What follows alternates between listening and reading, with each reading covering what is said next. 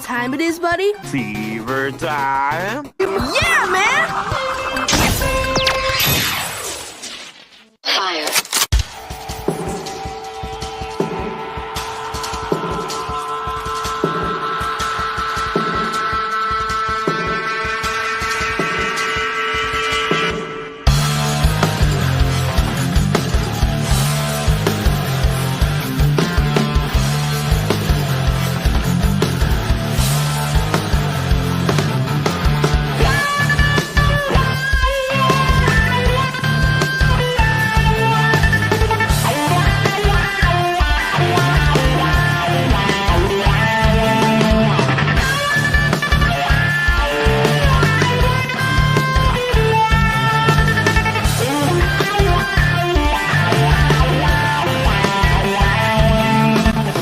Everything that you carry, any luggage you take, all the ghosts you keep in hiding, they don't scare me away. No, 'cause I can't stop falling in love with you. I won't stop falling in love with you. I can't stop falling in love with you, with you.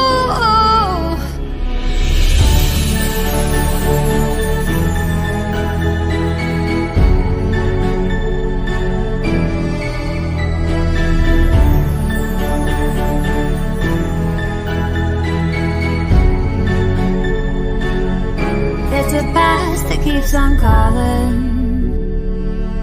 or if fear keeps you awake. I won't let a scar keep me from your lips. I catch every tear from your face.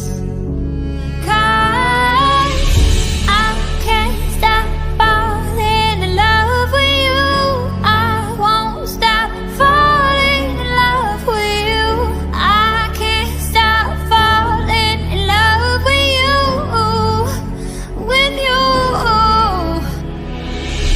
I can't stop falling in love with you. I won't stop falling in love with you. I can't stop falling in love with you, with you.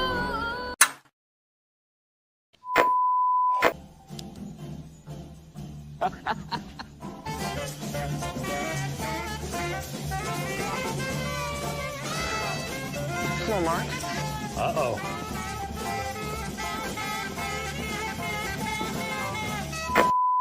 You'll draw him in like a moth to flame.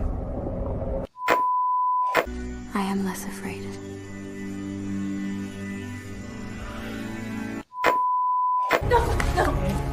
This is for the best.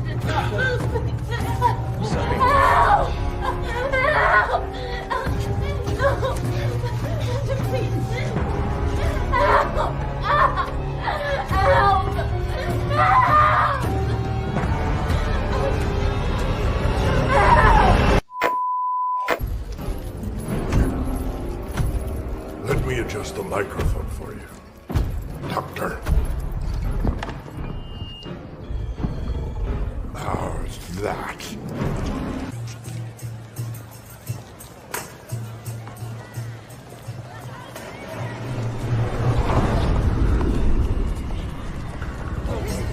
Have a nice night. Well? Oh, what? Now we dance. Oh, no. It's not for you. It's for them. But I have to go. Now we dance.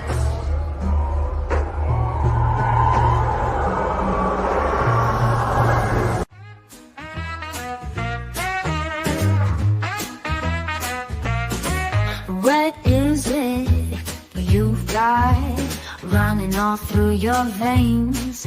Well, I'm here to tell you, you've got the fever, and it's hard to tame. What is your passion? And baby, I'll tell you what my pleasure be. Well, it's fever for the showing, Be it horror, thrills, or fantasy, they give us fever with some sci-fi. Baby, we'll burn until we supernova all night long.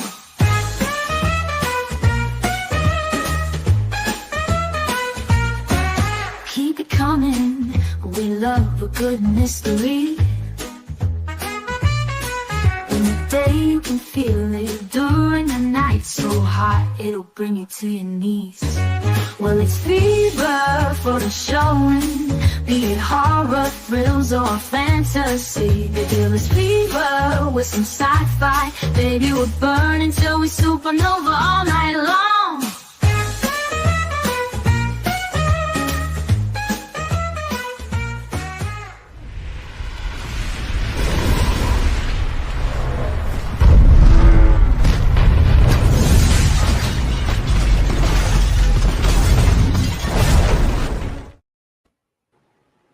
What is up, everybody? Happy Saturday to you all, and welcome to another stream where we're going to break down this week's episode of Severance. Hope you all had a happy Valentine's Day yesterday as well. Lots of love in the air. Lots of love going on in this episode. I mean, you can just feel the love between Milchek and Mark there. Oh, yeah. A lot of love, man. A lot of love. But welcome, love everyone. Yes. And as always, joining me, my bestie, Miss Dana. How you doing tonight, hun? Good, ready to talk some Severance. Yes. As I stare at the watermelon Irving head. It's the best, right? It's so appetizing. You could just eat the ear and all. Where's it from? Malaysia? Something like that. It's a very rare melon indeed. And welcome, as always, a good friend now, and I mean, might as well be our co-host as well, Mr. James from The Walking Dead Explained. How you doing, hun? Hey, what's up? Doing great. Great to be here. Awesome. Yeah, we might have some things in the work with James. You guys just stay on the lookout. You never know what might be coming out the pipeline soon. Maybe tomorrow. You never know. Stay tuned. But yes, we are going to dive into this week's episode, and it was a fun one. I keep calling it sort of like a stepping stone episode, although it was still a really good episode. For me, it was sort of one of those that was kind of helped leading us a little bit more into what to expect. But what about you guys? How was your first impression sort of the episode?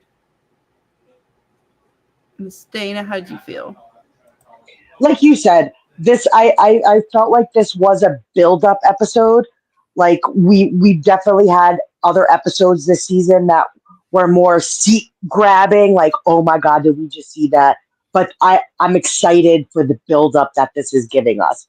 Like, it's getting all its chess pieces into play for whatever the finale is going to be. So it's like it was still good, but I'm excited for what it's going to give us.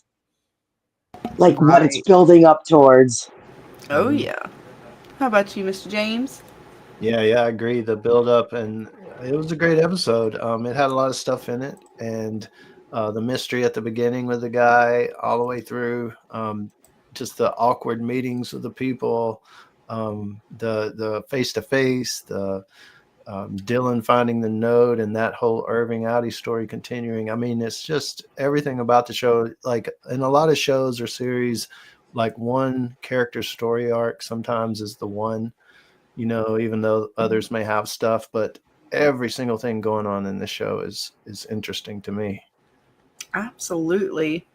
And I cannot wait to dive into it with you guys. And speaking of that opening, we got a little puzzle piece. It's a tiny, little creepy beginning. What's with the dental work? Yeah.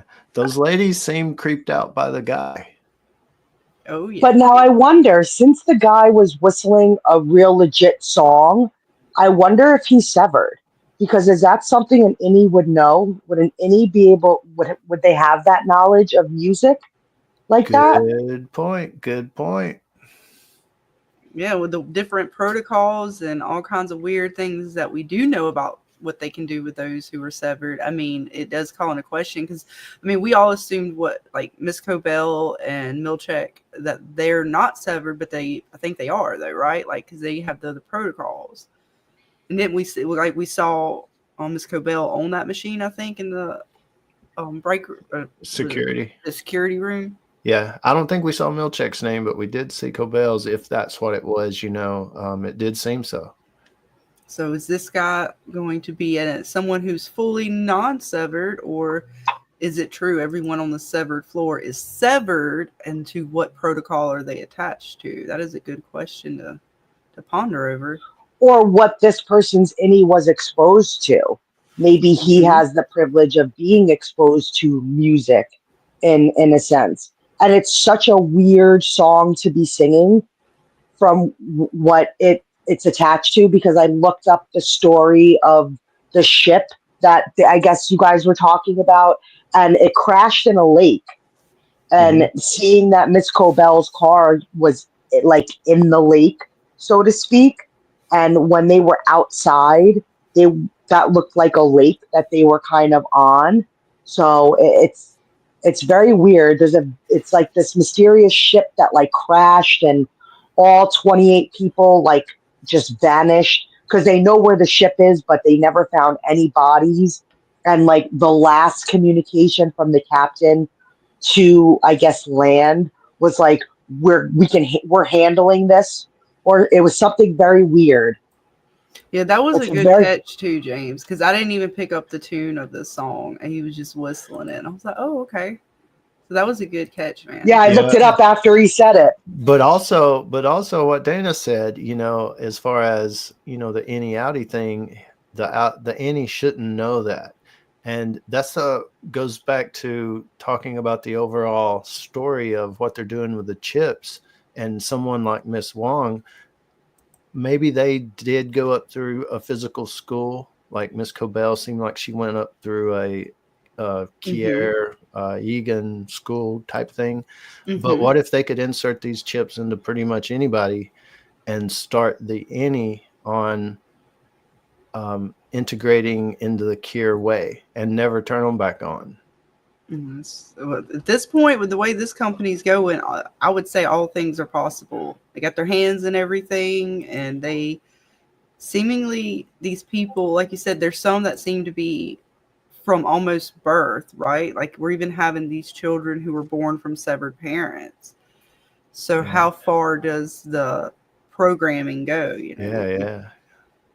But yeah, that's good stuff, Dane. As far as the ship on the lake, and does it all tie together some way? Is it like puzzle pieces to something, or is it just we're looking too much? Yeah, because it's such an odd thing to reference, like because it's such a mysterious thing that happened to this ship that like it. So it's like, are they kind of like messing with us? Like, yeah, here's this mystery within a mystery, like of all things to reference.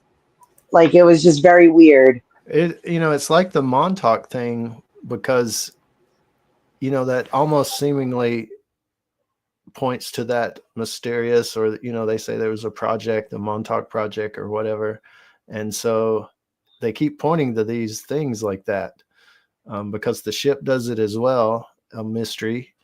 If you want to say Montauk tied to Montauk project, that's a mystery. They were supposedly doing experiments on people. So I'm wondering if they're just putting these little things in just to F with us. Right? Possible.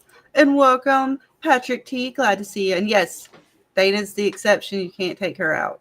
Nope. I am the only witch that gets to survive. Yep. It's the lonely witch. Well, what's up, Dark Elf? Always glad to see you as well, hun. One of our fellow D&D teammates. Yes, hi, honey. Nice. Ready to go down. Yes, that's right. With James, if you ever join us, he is one. He's fair game. You can't kill me, though. Okay. Yes. I will wait for Miguel. Wait for him to say something. Right? He's thinking of something smart to say. Always. Say he's gonna break my horns and smoke them like a bong or something. Typical. Send you down the dark hallway with a little red, Yeah, little red probably. triangle. Yeah, right. He's gonna send me down here. Yep, ding. Down you go. Yep. Never get to come back. Nobody will see you. Nope, nothing. Oh, he's being nice tonight. Yeah, we appreciate you, Dark Elf. That's even more scary. That's even more scary. Oh God. But yeah, this was creepy. Whoever this guy is, I guess he is the lonely dude that was talked about 2 episodes back by this lady here to Irving, saying that there's one dude and he is the one that gets to go back and forth. And what is he gonna do with his dental work? Like the things they have in optics are just weird. Like, it's not just paintings, it's all kinds of Wasn't there an episode in season 1 where they went into this room and it was nothing but like people smiling and their teeth? Yeah. Mm-hmm. That's right. They did. That's right. They are into the dental work. So I forget, Lumen has its hands in quite a few different kinds of companies. So yeah, that's a good catch, Dana, because I was like, ooh, I'm sitting here thinking that, like, who are they working on? But yeah, it could just be part of that dental program. But then again, that leads to some of the other questions we've been having, like how far does all of this go, right? Like we see slightly doppelgangers or clones, however, you want to put them. Is this part of that? Is that dental work, them just perfecting how to, seemingly, we're fixing smiles, but now it's just one more step to how we're going to, create these alternates or whatever. Huh. And it's creepy to think about. They get go pretty, because nobody else is allowed down this hallway anymore, I guess, unless you're going there and never come back. But we know this is the last place we saw Gemma before she departed. So it's like I don't know what this hallway is. It's creepy though. It is. And Dark Elf says Lumen started with dentistry. So I don't know. We'll have to wait and see where they're going. But yeah, they had 3D printers in there in the back of optics. They had all kinds of stuff at optics. It was interesting. So the floor, I hope we find out this season, get to go down there. It could be the finale maybe even or something, but I hope we get to see down there this season. That would be so great because, there's so many mysteries. I don't know if the goats have anything to do with the floors below, but I think everything I almost have a theory where each floor puts whatever they do down a floor and it keeps going down a floor, down a floor, down a floor, maybe. But the goats, something that just kept ringing in my brain about the goats that I keep watching for other clues as I watch these new episodes and stuff, is when they walked in on the guy the first time and he's milking them or giving them milk, feeding them. And he says, go away or something. They're not ready yet. Not ready for what? Right? Well, the one dude was wearing a goat suit, so who knows? And isn't the goat like representative of one of the tempers? Yeah. So was it Malice? I forget which one the goat is, because you got like the Jester, I think was Frolic or something. Woe is the bride. I'm gonna have to go back and remember all those. We got too many shows on the brain. Too many shows. I know. But you're right, though, we may get to, because we see, the dude got the clue. He found it. And he's got instructions on how to get there. So will we get to see him go? I hope so. It would be a good I hope he does. Final I hope he episode. does. Like him Yeah, I actually hope going he down follows there. it. But how much are they going to give us, though? I hope it's not one where he just opens the door, gets to the door at the final.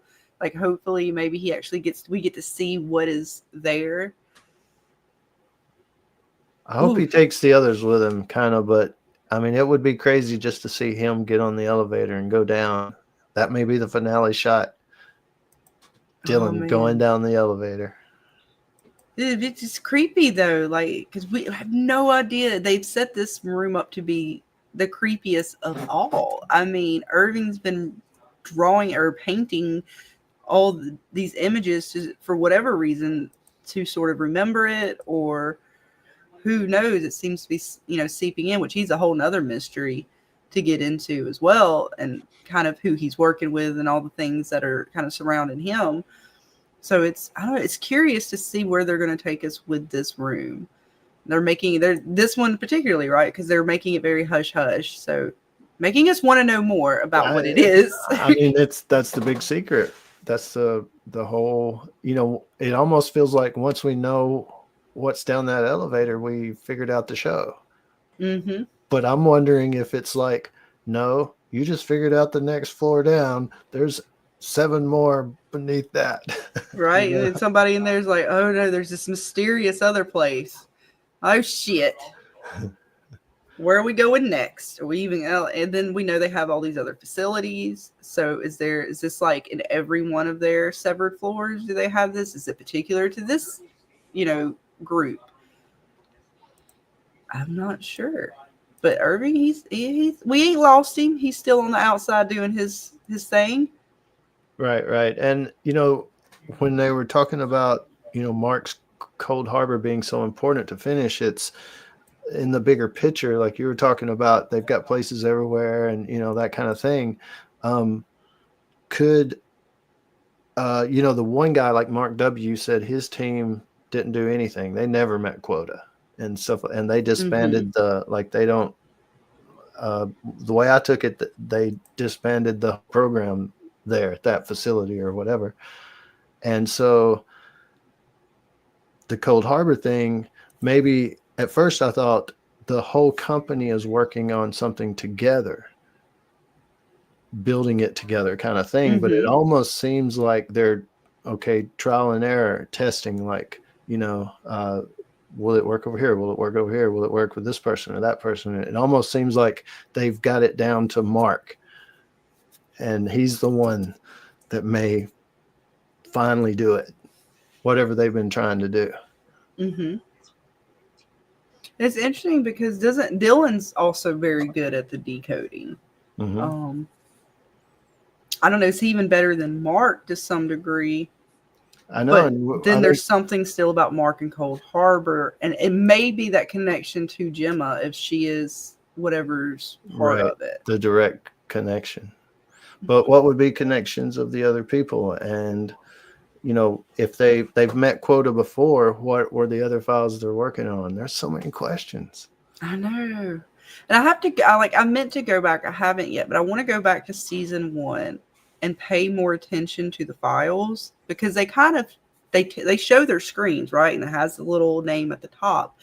So they all met quota last time. Was he working on Cold Harbor last time? And if so, then how did he meet quota? Is it like phases? Like you work on Cold Harbor and you met the quota of Cold Harbor for this quarter, but technically he's not fully completed. He still has to go through another set of files or something like that.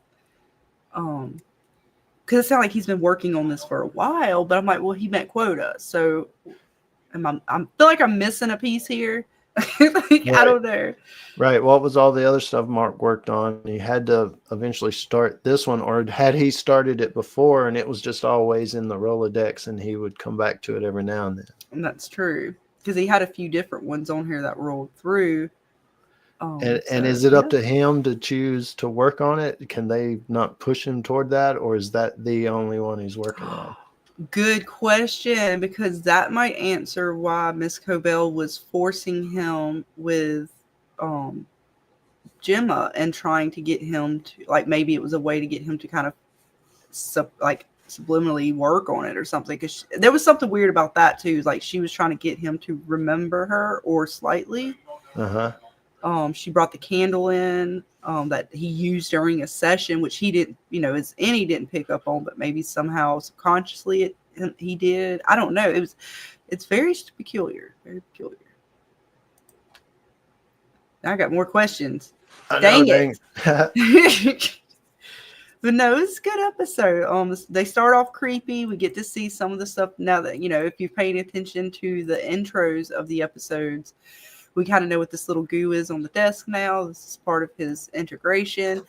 He gets the blue pill, blue and black pill as well. I get a lot of pills here. Well, I thought it was funny they give you a blue one.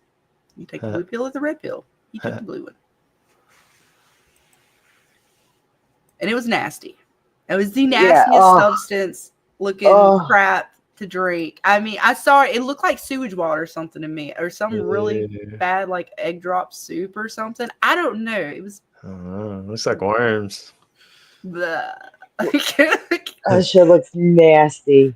Oh, look at his face. He's like, no, I gotta drink it there. I gotta get it down. And like he's like, what were you saying earlier, Jay? It was like chunky and like. Oh yeah, he started chewing right after he took that drink. Oh, you need a chaser with that shit.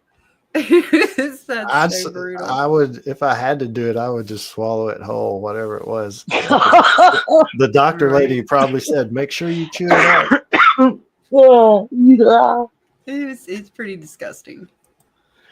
So but he did it. Like, he got it down. He did it. He's doing it, and like I think you said earlier, something about Petey. Thank goodness, he saw that, and he doesn't want to be Petey, so he's staying strict to it. I did find the files from season 1, a list, just to throw it out there. Kingsport, which is a place, Jessup, Labrador, Lamar's, Long Branch, Minsk, Moonbeam, Nanning, Narva, Ocula, and Pacoima, maybe, if I'm saying it right. That's interesting. Pacoima. Because some sound like places and others just sound like random. Yeah. Yeah. So I thought it might jog something in us, to find that list and say, oh, yeah, this or that, but it doesn't. Well, no, at first when you started saying, I'm thinking, okay, well, now it's hitting on kind of what y'all were talking about earlier. These are all maybe connected to a place in some sense. But then I don't know about some of them. Some of them, I don't know. We're going to have to research if it's like in a weird country or something. We just didn't know the name of it. I don't know. Some of those didn't quite sound like locations, but who knows? I don't know everything in the world. Have to do a little sleuthing. I know. Yep. I'll keep that list, put that in a Discord somewhere and see what everybody, because I know if Robert or some of our other guys get a hold of that kind of information, they will definitely, if there is something to it, they'll find out. Yeah, that's definitely something to send to Robert. I know he's going to look into the numbers that they look at and stuff like that. He just recently got into the show, so I'm looking forward to see what Robert comes up with. Robert's got a good brain, guys. If you guys know in the Discords, he is very well thorough in his investigations. Yes, it's the lawyer in him. I like people like that because I'm not like that. Exactly.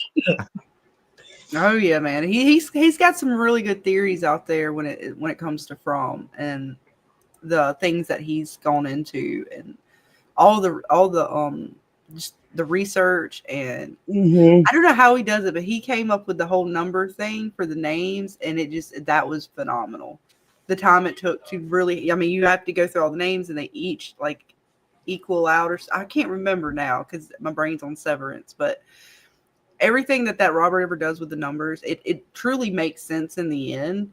And whether it has true meaning or not, just the amount of work and effort put into it is phenomenal. Yeah, and it fit with like the order in which people died, and like it was crazy.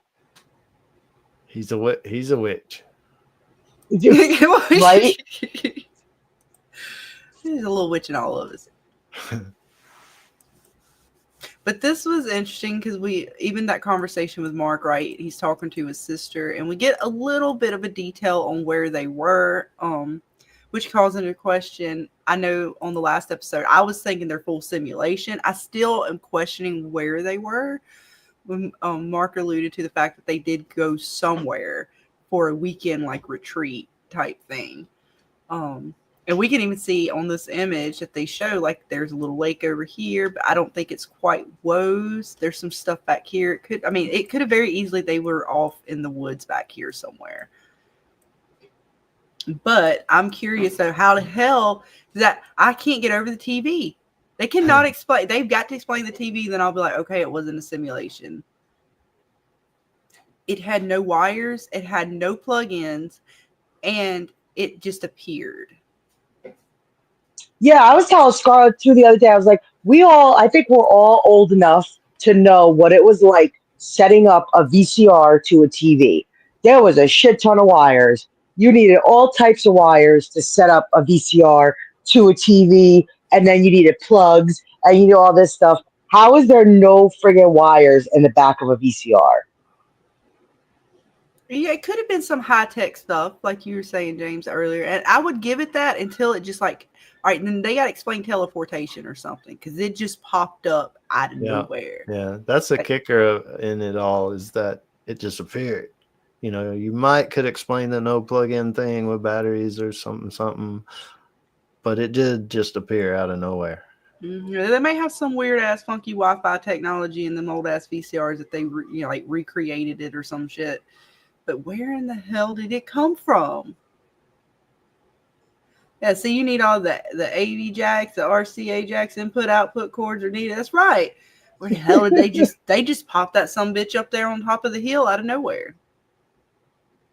It was Very magic. Curious. Very curious still. So I'm still waiting to see if they give us any more on where this outdoor retreat was, or if that's like kind of their only sort of indication of what they're going to give us. Because it doesn't sound like Milchek's going to get to do any more of the fun activities he was once doing with the team, as he had his performance review. And a hell of a review it was. But I think even funnier was our chick, Miss Wong, how she talked to him about it. Like she's like, or even more so, how she talked about the Ennies and having the little funeral for Irving. Like, you know, I don't think they should have that. She said, I have a question.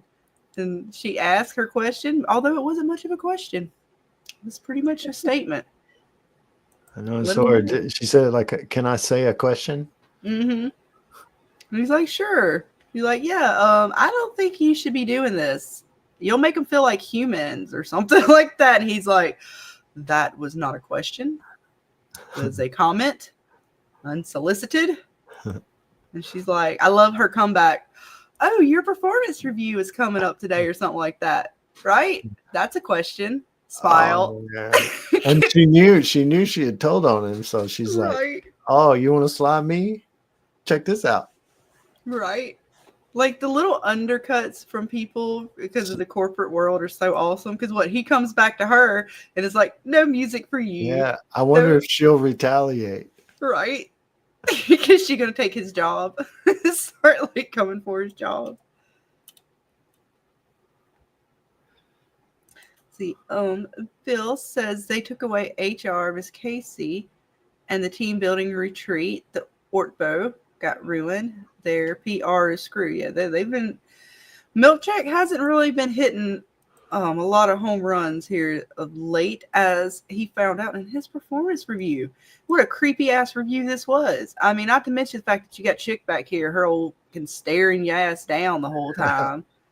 And we get our creepy Frolic, Mr. Frolic, which I know we were talking earlier. We got some theories about his connection to the family. You know, he's calling Daddy Daddy. Is he brother? We don't know.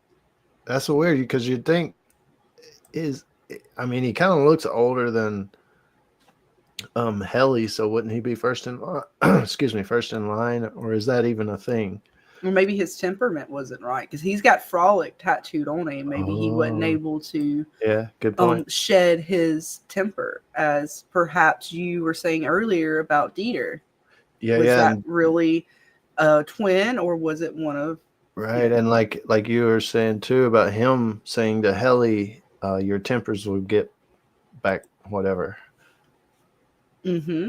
They were equal back out after she did. And she seemed like, and that was even weird, right, too. There were so many just weird little moments because they were like, maybe you need to go to another, I forgot what they called it, but it was something specific for her, you know, I guess to get your tempers back in order. Mm-hmm. And she was like, no, I don't need it. I'm fine. So what, even for those in the family, it seems they're not fully in control of anything of themselves either, because the board wants her to continue even though she's at risk. Don't tell Daddy what happened. So there's a lot of little little games being played here, and I'm curious to see what parties are what. Is the board real? Who's controlling the board? She seemingly is the only one has access to the board at any point in time, even over Helena, right? Because she has to call Nat and set the meeting up with the board to see if they're available for Miss Cobell. So who's on the board?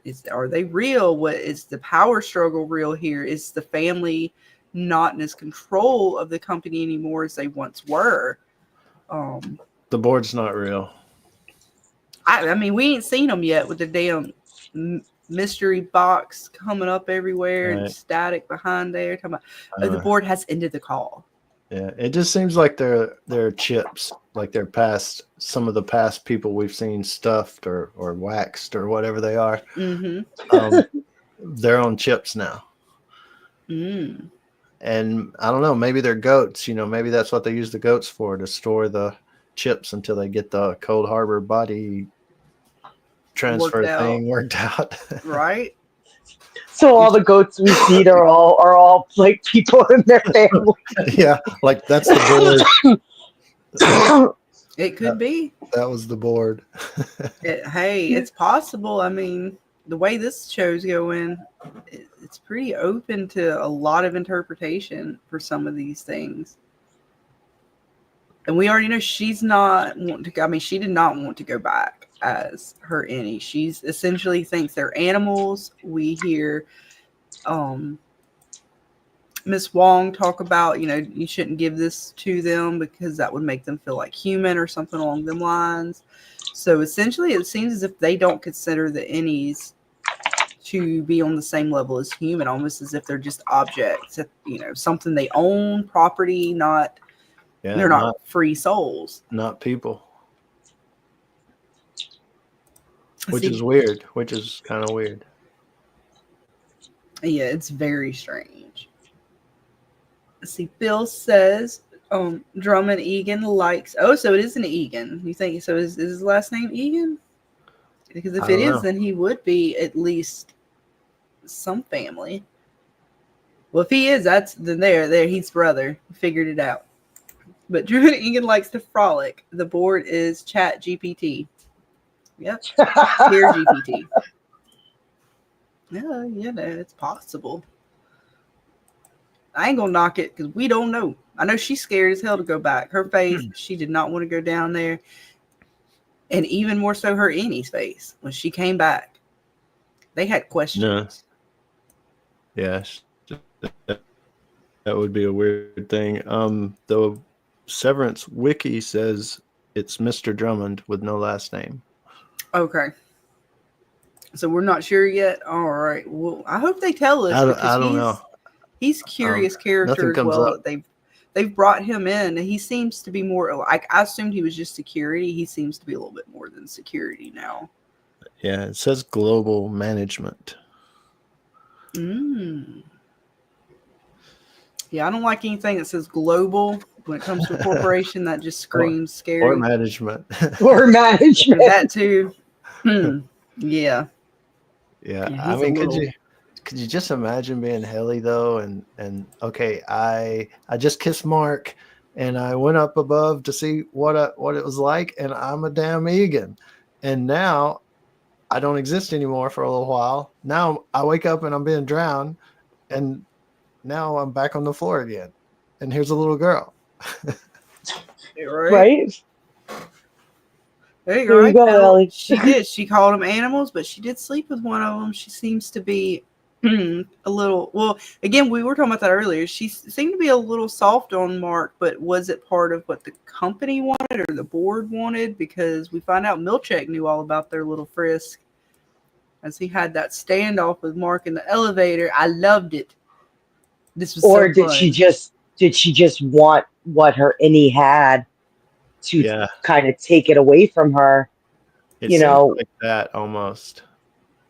Well, she was really satisfied with herself after, though, right? When she went to Woe's, to the lake, she seemed like, okay, well, I'm happy. Yeah. Everybody said she had that glow about her, that afterglow. They're all animals except Mark. He's sweet. He's like a pet puppy dog. Poor Mark. God damn. They have messed this man up so bad between what she did, right? Like he absolutely cannot even look at her anymore. And then knowing what his Audi's going through, trying to find his wife, what the company did with his wife, like, whoo, yeah, there got to be a lawsuit here somewhere. Yeah, man, that's worse than even the Matrix. At least in the Matrix, you plugged in, you're still kind of yourself, you know. Yeah, and you don't really have control of the world around you, but you're still, you're you. And I believe you remember all the things that you did prior to coming out of the Matrix. Yeah. This show, though, the duality aspect of it in everything, almost, they really thought it through. I admire the writers as far as I've been through so many other series where the writing sucks. It's so refreshing to just, man, these writers really know what they're doing. Mm-hmm. Yes. Oh, I can't wait to see Milchick though in these next couple episodes. Is he gonna like for real have a breakdown or something and go like just full? Because he's been bitten by one of them, right?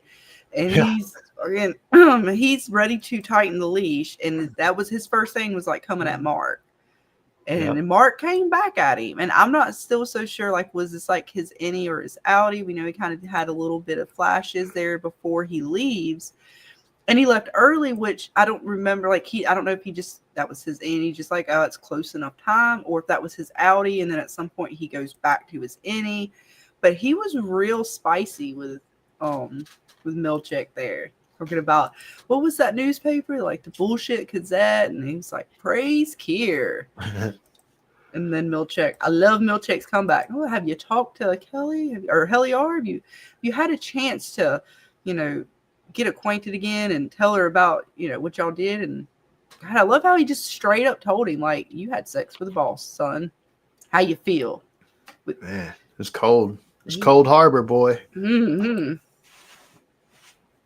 We got all up in his face, too. Mark was like, oh, shit. Yeah. That was Mark. Like, he's like, oh, fuck. Wow.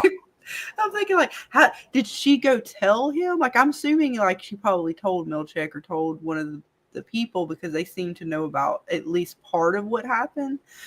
But did they have cameras in them fucking tents or something? Like, how?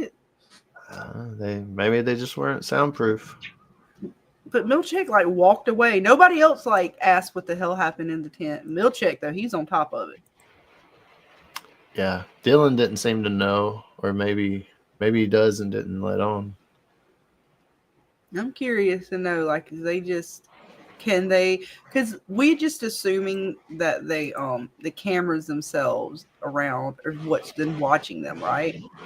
But I'm curious if they are severed and their brains are essentially on, because they were able to flip the switch on them, right? How much of that data are they recording, and how much can they play back, if any? Yeah, I don't know if is it just in their brain and they have the switches?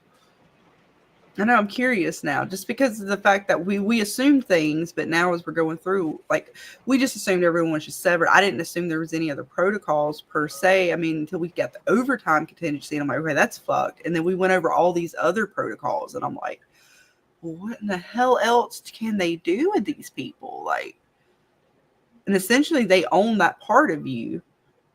So can they take that? I don't know. Can they do anything with that data? And then we know they're sorting data, which we think is from, people's brains in order to get their tempers proper for whatever purpose. I don't know. It's just weird.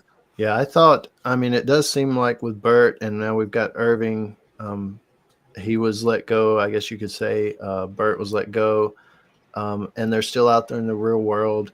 I kind of thought it would be something like, at least with Irving, that they might do the reset again and just put him on a different floor or, in a different part. But it doesn't seem like that's what's happening. So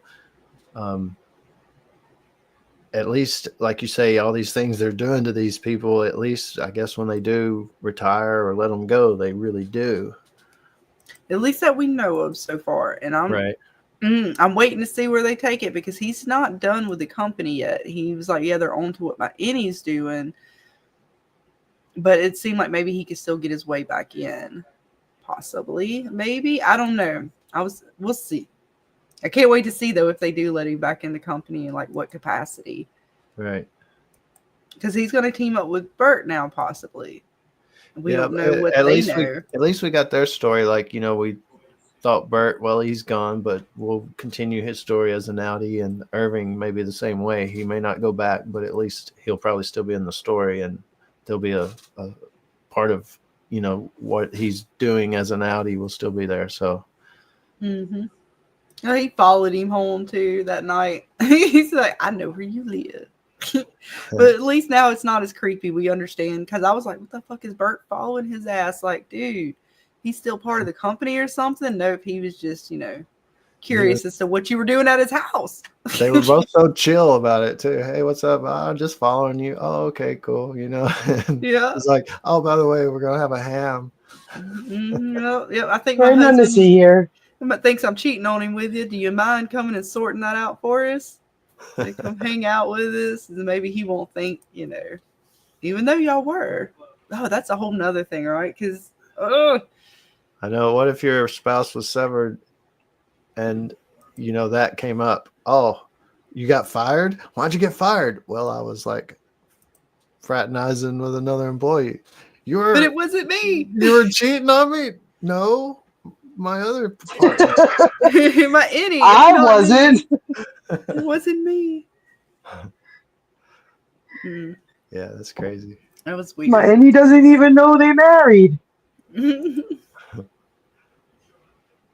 But yeah, I can't wait to see where they're going to go with Irving, because they're still showing this. Like, and I know he left the little breadcrumbs, but is he going to go find Mark and them on the outside? Because he knew who Bert was. He had his information to go find him. So will he get to go and mess with some of these other people that he knows in the corporation? Yeah, you'd think. I wonder if the list had MDR. Oh no, I have to go back and look at those. Go back and see. I'm not sure. I was like, because I know he had quite a bit of paperwork there, and they only showed us so much of it. Yeah. And he had a lot. Essentially, it seemed as if the way it's looking at, he could have had everybody from the severed floor at least, if not maybe even more people from the company. And they were tracking them for whatever reason. But I do love the performance review, right? We get to learn a little bit about Milchek and how he's been doing. He had a few little shortcomings. He had the short-lived new refining team that he tried to install. It didn't do so well. The ineffective kindness reforms. We got the calamitous Ortbo and the theft of the card. Dana, that you remembered the card. Poor Dylan. That was Dylan's fault, and he still got blamed for it. But I guess management, you got to take the fall, right? But my favorite one of all was the paperclip. The incorrect use of paper clips. That's called. How do you even use them incorrectly? Well, he didn't put it on. How did he say it? Like, it wasn't put on there correctly. It was like flipped around the opposite way than it should be, so we didn't know which way to start the paper. It caused lots of confusion, Dana. The paper clips. Again, the organization of this company, everything has to be just so. No big words either. I love that one. Use too many big words. And they called these contentions. So you gotta work on these contentions, and then maybe you'll be better, right? They're there to help you. The following points should be used as a guideline for initiating discussions to mitigate future failures and encourage future achievements. And he took it all in stride and decided, we're gonna tighten that leash, yo. Man, I would hate to work for that company. And dude, that was brutal. Even like during the whole evaluation, he's trying to explain. He's like, well, maybe I use some words here or there. And he's like, hey, hold all shit till the end. Yeah, he's like, if it goes over 4 hours, whatever, we'll get a lunch. And dude's like, I hope it don't. But he slid him the menu like, oh, it's going to. Oh, it's going to. Oh, yeah, you're going to be here for a while, buddy. Go ahead and get comfortable. Man, those chairs are not looking comfortable Oh no. for 4 hours. And look, like Milchek sits all the way back in the chair. Other two, they're sitting up with the chair, like they're very. Okay, he didn't have space. It confused me for a minute. I was like, wait a minute. When I look back at here, I'm like, wait a minute, he had all this damn space. Okay, that was just because of the picture. Never mind. Well, she got space, but nah, he was. God damn it, she creeps me the fuck out. But no, it's not comfortable. He barely had room to sit, but he still tried to sit up to where his back didn't hit. He's a big dude. He still fit though. The Milchek took up the whole damn chair though. Yeah. I don't know why I'm focusing on that. You just don't mind me. I get focused in on the dumbest things on these images. I'm like, why in the hell is that there? But no, we had some really good creepy moments, some good story development. And we still get to see our boy. He's working on his book. Wife does not approve. Oh, man. He's a sellout. Yeah. She's like, you want to sell out your stuff for their propaganda purposes? You go for it. I don't want to be part of that. He comes back a little snarky at her. And she's just like, bitch, please. Like, I'm not interested. Don't baby me. I don't want to hear it. You want to be a little dumbass? He brought up Natalie, too. She's like, oh, Natalie. I feel her on that. Don't you bring that. That shit out of here. God damn, Natalie's going to be the new Siri. You're going to upload her ass. It's just those two are such an odd couple. But he is typing on a typewriter. I wonder if people at home have computers. I don't Right? know. It's very weird, the technology that they show you. Like, it's almost like non-existent. But they got cell phones. Yeah. It's a weird world. I thought at first, they did it on the severed floor because old stuff's harder to hack and, it don't have the bells and whistles, just exactly what that machine does and that machine does. But I think it's bigger than that. But we've seen the Gemma screen. We know they've got more advanced computers because of that. And again, with Lumen having so much control over so much in the world, we haven't seen much of the outside world. I wonder if it's like Silo, in which in that show they're trapped in a silo with a certain technology they only allow them to have. And there's so much more out there. The outside world is way more sophisticated. So I wonder if it's something like that where they're in this bubble. Yeah. It could be. I mean, well, particularly for those living under Lumen's sort of umbrella, right? Because we know like where Mark lives, where Dylan lives. I can't remember where Irving lived. If that was, I think that might have been Lumen property too. Because they definitely would have probably a sort of grasp on what people are allowed there. If they're flourishing the homes and stuff like that and kind of keeping them, under a tight leash. We know they have the schools, so it could be like towns that are basically run by Lumen. Yeah, we haven't seen too many outside towns yet. No, there's got to be, we've seen a little bit of town because they went to a funeral and went to a bar and out to eat to a restaurant, and Dylan went to get a job at a door factory. So there's got to be, like a town, but it's just something about it, almost like it's not this reality, or not like it's a different universe or world or something happened in the past that changed the world from what we are today. Maybe that's what this all is in the end, something to reset, change, or fix whatever that was. Or what if they're not even in America?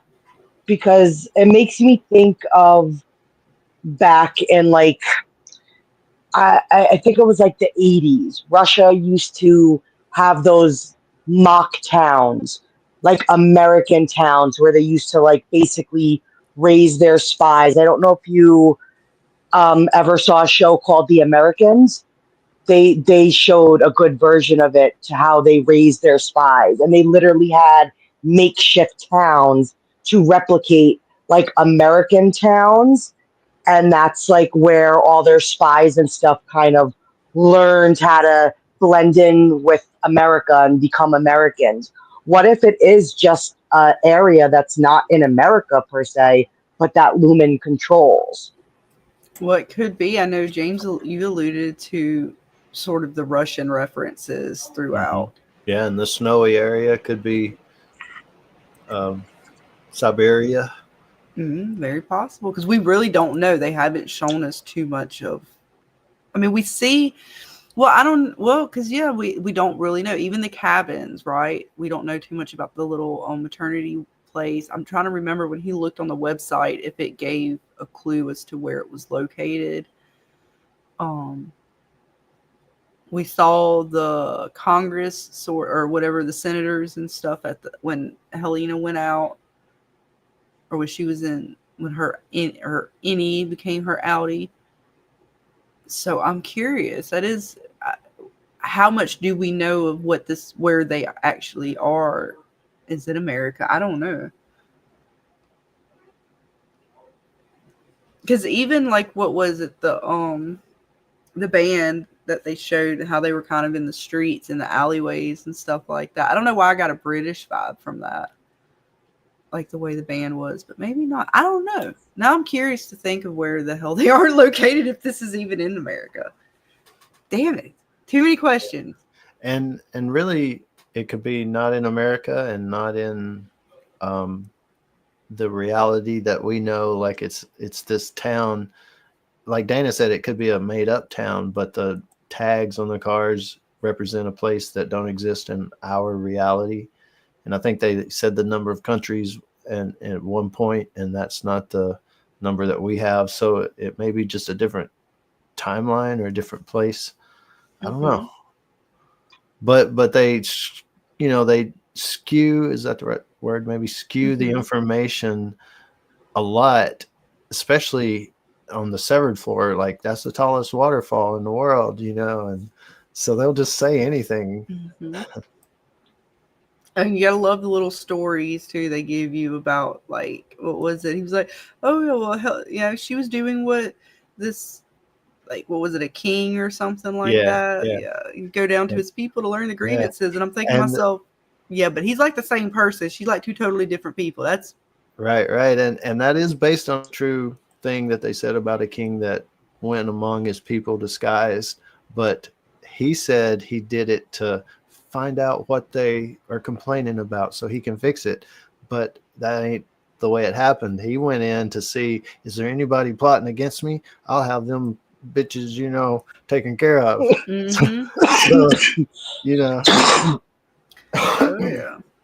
And then he's even asking them, like, have you heard the story? And they're all looking at each other like, well, what do you mean? Of course not. Like, yeah, really? What do you think we've heard the story? But that's kind of what Helena did. She went undercover to see what the plots were. And that's what Mark confronted her in the hallway when Heliar came back. He was like, what's up? And he's like, well, I don't know if I can trust you. I get, all the things we were plotting now is out in the open. Helena knows it. Yep. So she really got a royally screwed Mark. Like, and that's why he probably is acting the way he was in this episode. Like, we just got to get back to task. Like, it's pointless now for us to try to do anything. They basically have no morale as a team anymore.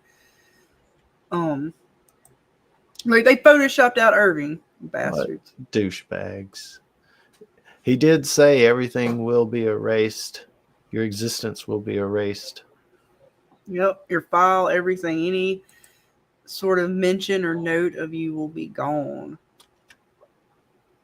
And he is pretty much gone. They did a little funeral. He's no more. But he left behind the token for them to find. And they found it, so we'll see if he gets to. Then we got directions. Yeah, so I don't know if you guys, is it a spoiler to say something that is in the trailer? I guess you go ahead. I haven't seen. I can't even think. Wait, yeah, I saw the trailer, so I don't. I think in the trailer it shows like the elevator. I want to say it's the elevator, but like it's a glitch. is edited like it's a glitch thing, but Helly has that. Looking at it, it's a little quick, little glitch. You know what? I will pull up the thing, trailer. but, As a matter of fact, we can look at it. But I hope Dylan doesn't go it alone. You know, I hope the team gets back together. At least him and Helly. You know, Mark may still be kind of out on left field, but I think if his Audi turns on, he will then in turn help them. Mm-hmm. So I hope the team gets back together and does it all together. Oh yeah, let's see. I'll make sure I'm pulling up the right official. All right, that's the teaser. We won't pull trailer. Here we go. Just a second. I'll pull it up.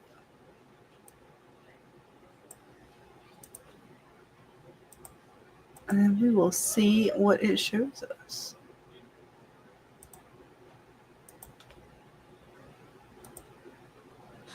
I'm on that one. There we go.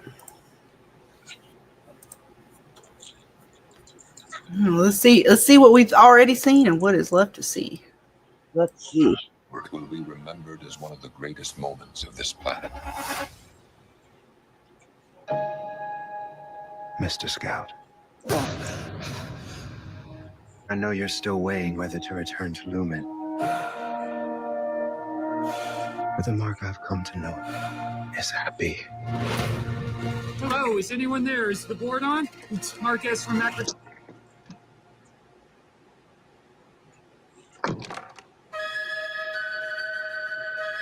What you all did was one of the most painful moments in the history of this company. What the hell? But the four of you have become known as the face of Severance reform. Okay, so we're not in trouble? I don't think so. Milchick said we're famous. All of us equally, or one of us is like the star? So what the hell did you guys see up there? It's not our world up there. And your life is filled with much confusion. My Audi's wife died a few years ago. Except. All right, so have we seen? Was that the? Hang on. This isn't that same restaurant he's been going to. So we get a new place. That looks near, yeah. Let's go back a little bit. All right, My Audi's yeah. Oh, I was trying to slow it. Like, what is this? Wife died a few years ago. You can tell us. Except the woman is Miss Casey. So what are you gonna do? I gotta get her out of here. Mark, you're innocent. She's alive. This is obscene. I just want to be sure. Why did you do this? What is this all about? Is she gonna run your ass over? Something we already know that. Though. Gemma? She gonna try to. Oh, there'll be no honeymoon ending for you. Their work will be remembered as one of the greatest moments of this planet. You don't value them. You fear them. We fear no one.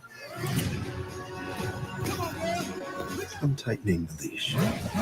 If we let this happen to Miss Casey, who's gonna step up when it happens to us?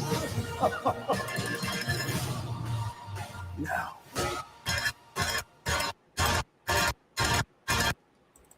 Oh, gee, there's so many things. I was like, do I need to stop? So quick. My name is Miss Wong. It's my first day here as deputy manager. Mark W. Why are you a child? Because of when I was born. Yeah, that was I didn't see it in that one, but maybe it's in the teaser. Maybe, but there's several things in that though that we haven't seen. I saw the one thing.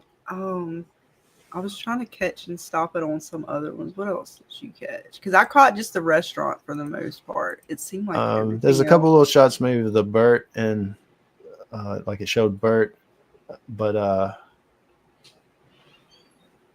and like Mark and Gemma some shots, and I figured that's like him remembering or something Yeah. eventually. Yeah, they was showing it like they were that one. Yeah. There wasn't too many. I mean, overall. There might be. This one was off of And Apple TV, so I don't know. I get the series mixed up, but like the people that gets them early, I think they might have said that they only got 9 and there's 10 episodes. So like nobody knows what the last episode is. Mm. I may be mixing that up with something else though. Too many different series. I know, right? That's why the names are getting Puts everybody on an equal playing field. Yep. They're holding off on the finale. Like, nope. Everybody's got to get it at the same time when it airs. Let's see if we got anything else. They had a teaser trailer out too. I'm just gonna look it up real quick and see maybe it had anything else. But yeah, like you guys say, the building, I mean, it's just, we're at a point where, oh man, where's this going to go? Yep. And like you said, there's still so much in that what we just saw that we haven't seen yet. All right. Teaser. I'm trying to think if the teaser would actually give us. We'll just play it either way. See what we can see. All right.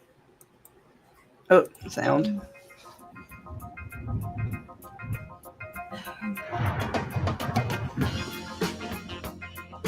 Everything they told you about Severance. This looks like that original teaser that dropped. I give consent. Yeah, it was. To sever my memories between my work life and my personal Which I don't life. know if there was anything else in here that we hadn't seen. But since Oh, gotcha. I was just trying to make sure if this might have been the one. Actually, do here. Well, hang on, we're back. Oh, fuck. We're miserable. Okay, yeah, that was from where he actually probably seen him at the. Oh, that would have been from season. Wait. No, we saw that. Okay, yeah, we saw. This is where he actually comes to his house. All right, What is it we're we good. actually do here? People forget. My wife. She's alive. No, it seems like all of that might be stuff we've already seen. Who are you people? Welcome back, Marcus. And I forgot to full screen it for you guys. Damn it. that was the end. Okay, well, I don't know. We don't have too much more. We'll have to see if there wasn't another trailer out there or something like that. What's up, Vic? Glad to see you hanging, hun. Hi, Vic. And bring them screenshots back up. We do just have 4 more episodes, right? Hey, Vic. Well, let's see. That was 5, so we should have 5 more, right? Right, 5 more. Yeah, this was 5. I think it's 6. I know, right? I have to remember where we're at, too. So that's good. We're halfway. We're at the halfway. So, God, I know only halfway through the season, and they've already kind of given us so much. Yes. I know. That's what I love. We're so used to From dragging that stuff out, boy. Right? Oh, yeah. No, I'm definitely enjoying these 2 seasons. Well, season 1, the first couple episodes were a little slow to get into, but once you got past that point, it was like, okay, it got better and better and better. And then compared to even like as much as I love From, this one's almost captivated me just as much or not more after like the last season we saw of From. I loved it, but this I'm even more interested to see where they're going to take it. Yeah, the potential mystery could be even more than From, which is crazy to think about. Right? Because From that's all it is, mystery. Mm-hmm. But Well, maybe it's because they it's like- muddied the water so much with From after this last season that it's so hodgepodge in a way, like that it may in the end come together so beautifully and we're all like, oh my god, it was the best work ever. But right now they slightly muddied it to me on that last season where I'm like, they're going with something doesn't appeal to me the same way that Severed is starting to develop. Yeah, not even that. Like, I really feel like this last season of From, with so many content creators making theories about it, it almost became more about the battle of the theories when it came to From and who's right and who's wrong compared to with Severance. You can only just give your thoughts on what they're showing us. It's not so much theory crafting as it is with From, to where I really feel like this last season with From, it was a battle. Like, people were battling of whose theory was right, who's wrong. So many people got episodes. Who like this? I Severance right now, I feel like I'm enjoying more than I actually did From. Yeah, and for me, it was just like I said, they muddied it up a little bit there at the end. Not necessarily bad. It just, I don't know. There was just something about that last season where I'm like, all right, where are we actually going with this? Like, I don't know if all their pieces are falling together as well as we thought they were. But again, it could be like Lost, where you literally don't know what the hell's going on, and then at the end, everything makes sense. Yep. Might be one of the things we're just in a rough spot with it or something. But right now, early on Severance season 2, it is definitely very captivating, very very mysterious in where they're taking it. It's, I don't know what's more scary. Shit, I don't know now. And I gotta think. I mean, I would think From is more scary, but man, this chick here scares the shit out of me. She could be placed in From and fit right the fuck in with the monsters. She could. That little girl, right? Oh, I was talking so about little girl. I was talking about fucking what is her name? Natalie. Is it Oh, weird? that I think that little girl, I could see knocking on your window. Hi, don't you remember me? With that fucking smile. I don't know, man. Natalie, whew. Is it weird to say that Natalie may be the character I can relate to the most? That'd be all right. I mean, No, I'm just kidding. That's fine. You like to relate to this. Look at this. That shit's fucking creepy, yo. And she stared down Milchek like, look. That actress is killing it, though. Look at that. Come on. I don't want no part of whatever. She walks through the door, I'm leaving. She could win an award for face acting. Right? Dude, she creeps me the fuck out. Like, Smiley is creepy because I know he's straight up monster, right? He honestly did not scare me as much as this chick here scares me. Like, I know Smiley's coming to kill me. I don't know what the fuck her deal is. I don't trust her. She scares the shit out of me. Yeah, I think when monsters are fantasy, they still have a scary element to it, but when the monsters are kind of more real, it makes you really like, wait a minute. I know, right? Like, I'd rather be around a whole bunch of monsters than in this corporate hell. Go ahead, sign me up for From. I would rather have to deal with the faraway trees than deal with this. I do not want to have to deal with my paper clips going the wrong way. That they're gonna break me in corporate world. I could not. I'm gonna have damn breakdown. You use too many big words. Oh yeah, I'd get fired probably for the paperclip. Right, I'd be fired. Not I wouldn't make it very far. I don't use big words, but I don't know my paperclip etiquette. Right, and then this dude sitting here just like, no. Look, I would have been more snarky with Milchek than Mark was.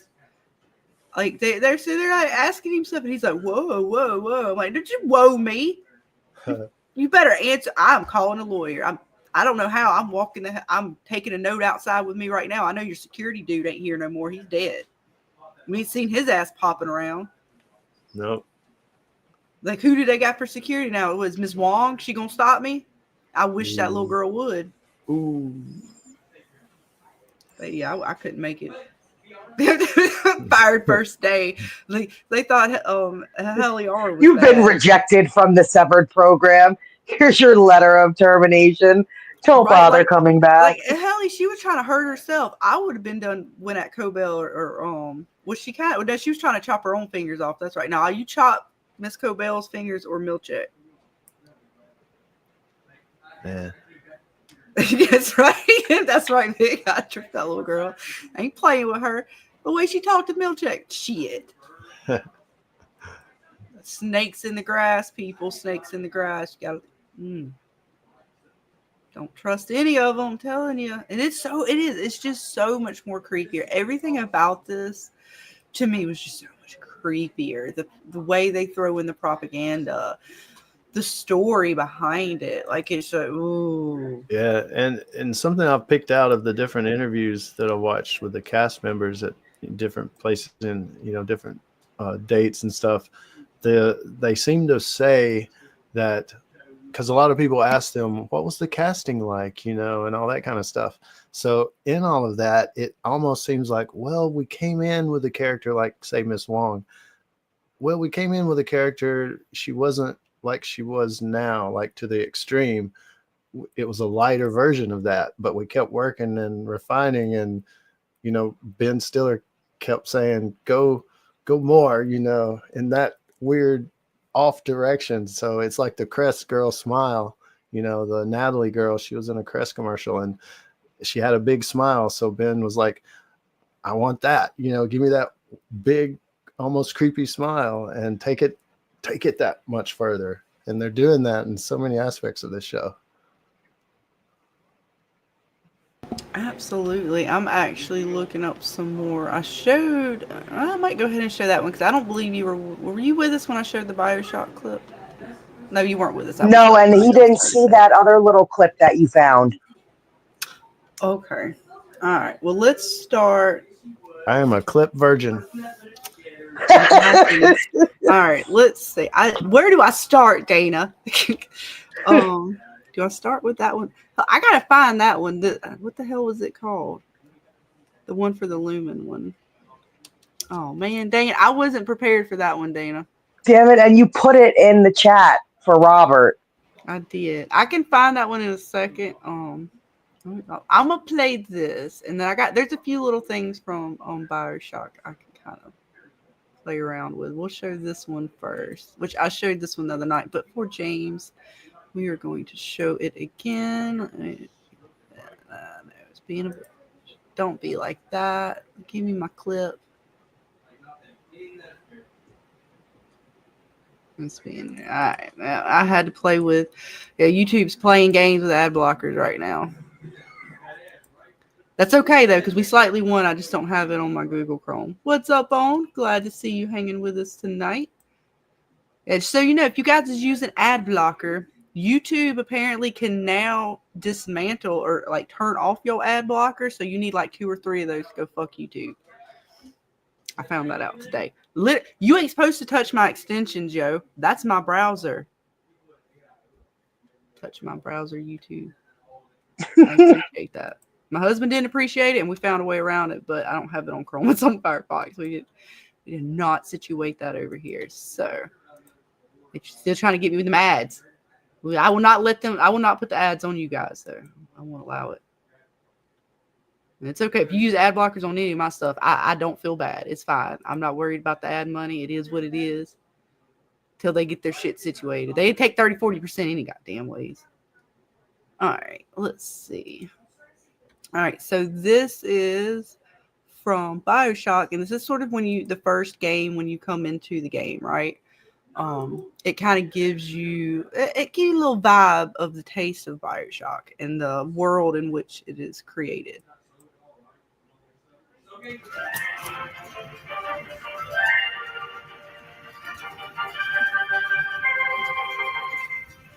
I am Andrew Ryan, and I'm here to ask you a question. Is a man not entitled to the sweat of his brow? No, says the man in Washington, it belongs to the poor.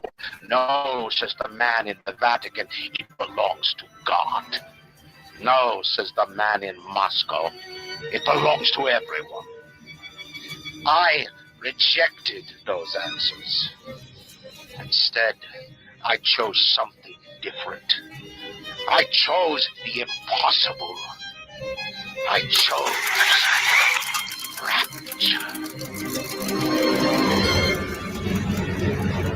City where the artist would not fear censor, where the scientist would not be bound by petty morality, where the great would not be constrained by the small.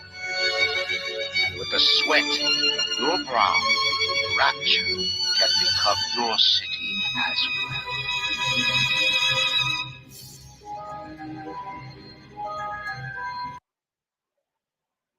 They get a little bit of the propaganda there, like as soon as you enter into the game. And they give you a lot more than just that. You sort of get to learn about Ryan and what he created here, and sort of the other bigwigs that also sort of have their own little niche in this place. And the propaganda in here is so familiar when we talk about Severance and having this prominent figure who sort of gives you this, oh, this is the way, but really is it? Yes, Bone, I agree. I love BioShock too. It's my favorite. It's your Very, yeah, that's really interesting. So I'm gonna look up some more things. I had another one. And this was sort of like, all right, remember the Perpetuity Ward? Mm-hmm. All right, so let me find this one. It's kind of the same. It reminds me of the same vein of it. So you think they pulled some ideas or inspiration from BioShock? When you see this other little clip that she brings up, where it literally looks and feels almost like that BioShock ad, the way they talk and the way they're like, it's very weird. But yes. Yeah. Yes. That's cool, though. That's cool. I saw it after she played that and then played the BioShock. I was like, yep. I could see that it had that same feel to it. Nice, nice. Yeah, talk about yourselves for a second, and I'm gonna find that one real quick. Yeah, it's coming a storm here. I don't know if you guys can hear it, but it's raining.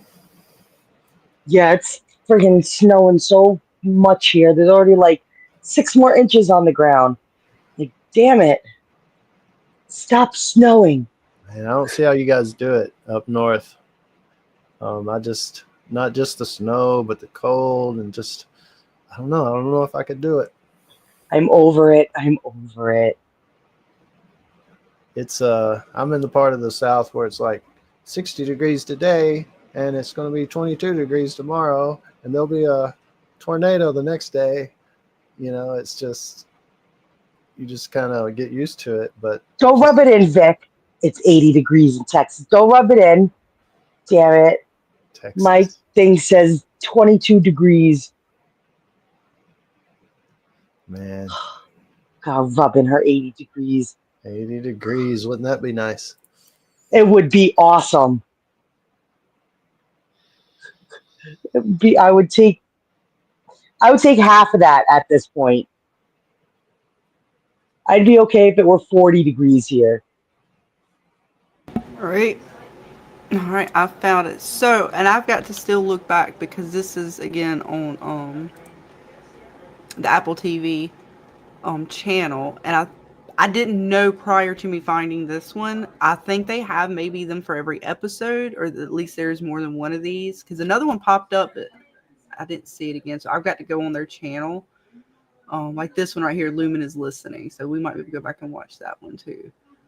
But apparently Apple TV's got a few of these kind of things on there. And I saw this one, and this is the one they just talked about. It was pretty weird. And this was for the episode of Woe.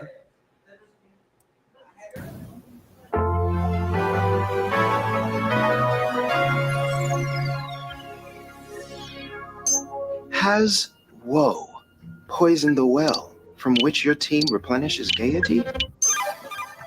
If so, you may have a case of low morale on your hands. Don't panic. Morale shortages can be reversed by reminding your team of what matters most. Their quarterly objectives. Purge all distractions. Employees are most fulfilled when focused on their important and mysterious work. Isn't that right, Miss Wall? Huh?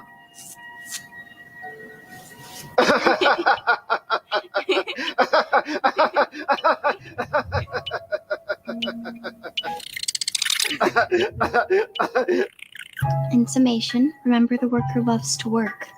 If productivity suffers, so do they. Oh, snap. It's just like Like her. creepy as all shit. If productivity suffers, so does the non-people.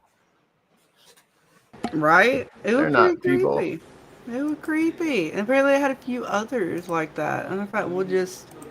Oops. Yeah, all right. Actually, no But oops. now Let's do it seeing all back that in. and seeing the Bioshock thing that she showed us, it literally has that feel to it. The person talking and like, it like Check this one out. it This very one much did. this is from a month ago. So I'm assuming maybe right before the season started. Because no, that right after, right? A week after. Yeah. So this would probably Yeah. be like the first one of the season. We'll watch this one too for fun. A promising new world. Actually, I'll start over from the beginning. Here we go. A promising new world for employees is fast emerging, and Lumen Industries is committed to driving this evolution. With our innovative technology, you can pursue a successful corporate career without ever seeing the inside of a cubicle. Our severance procedure allows you the headspace to focus on your most cherished activities, from pottery to aerobics to winsome conversations with children or the elderly. Thanks to Lumen, you never need to bring work home with you again. We've heard the concerns and are committed to solving the challenge of maintaining a work-life balance. Let us know how Lumen Industries can help you. Lumen is listening. What's with the creepy smiles and the teeth? Creepy. He's just so super creepy. So, yeah, they got some creepy things with that. And then I got one more from... There's actually I've got to get the games again because I want to replay through them and record certain areas in the different Bioshocks. There's 3 games. 3 games? 3 games. The first 2 are underwater in that underwater city. And then the third one is in the sky. And the third one really, all right, so the first one is kind of against government, religion, all that kind of stuff. It's like freedom to like the crazy extent to where there's no regulation. Like basically you do whatever the hell you want to. The only rule is that you don't technically steal from someone else, but you can create whatever you want. Like there's no limitations. On the third one, it falls more into the cult religion side. Now the second one goes into that too, but it's kind of an offshoot of like when society breaks down there, then this cult forms. But the third one, its whole basis is of this sort of it's even more so mimics a lot of what we see. But I've just kind of been given like the original Bioshock vibe because it does a lot of this. It's pretty much the same thing. The whole thing about Bioshock is that there's always a town, there's always a lighthouse, there's always a girl, and there's always a guy, and you have to kind of fight through the society. But this one's a little creepy too. When I get into the third Bioshock, the main guy is called Comstock, and he is predominant. Like when we see that image of Kier, sort of, with the soldiers behind him and everything, that was very, to me, he almost looked like Comstock in Bioshock and some of the propaganda they use. But the original is so good that it kind of sets that creepy tone. And again, in both of the Bioshocks worlds, they have that same vibe of you have this high sci-fi like shit going on where they should have technology beyond their years, but everybody in town is using like primitive technologies. So let me see. Interesting. Very interesting. Right? I thought so too. This one up. I'll share my screen again real quick. I'm clicking buttons over here. All right. Let's full screen it. Again, see, I mean, just the sci-fi, the fact dude's got his hand and he's got electrical powers, but everything in here is going to seem like it's dated to like the 40s or the 50s. While cruising the Atlantic in his steamliner, the Olympian, his sleep interrupted with a singular purpose. Here, he shouts to his crewmen as he wipes sleep from his eyes. Full stop. We begin building here.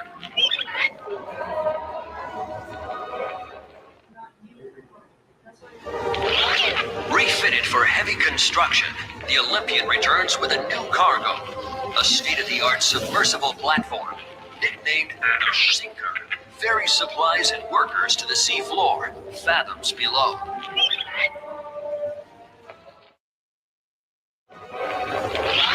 After initial supplies have been brought to the seafloor, the platform is permanently moored in the sediment. Massive iron girders are sunk hundreds of feet into the rock and silt. Below the platform, engineers work to overcome obstacles such as diamond-hard rock, obstinate sea life, and unexpected elements.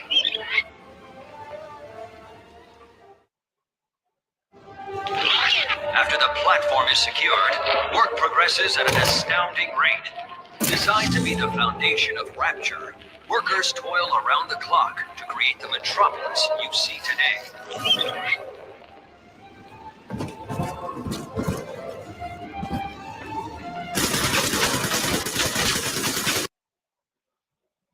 All right, he was just shooting for fun. I didn't have anything to do with it. But how he's like they're going through and they're just kind of showing how the town or the city was crafted, but they're doing it in sort of a way to make you think that this is how it all happened, but really it was built off of people.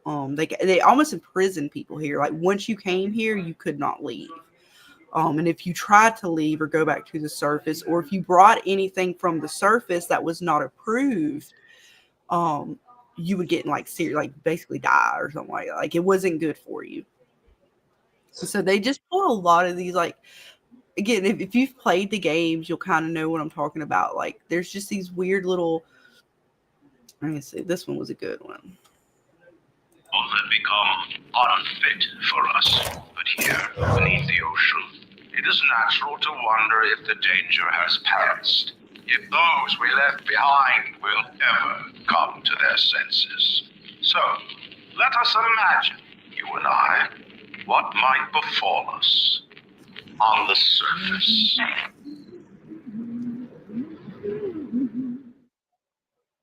On the surface, the farmer tills the soil, trading the strength of his arm for a home and lands of his own. But the parasites say no. What was yours is ours. We are the state. We are gone. We demand our share.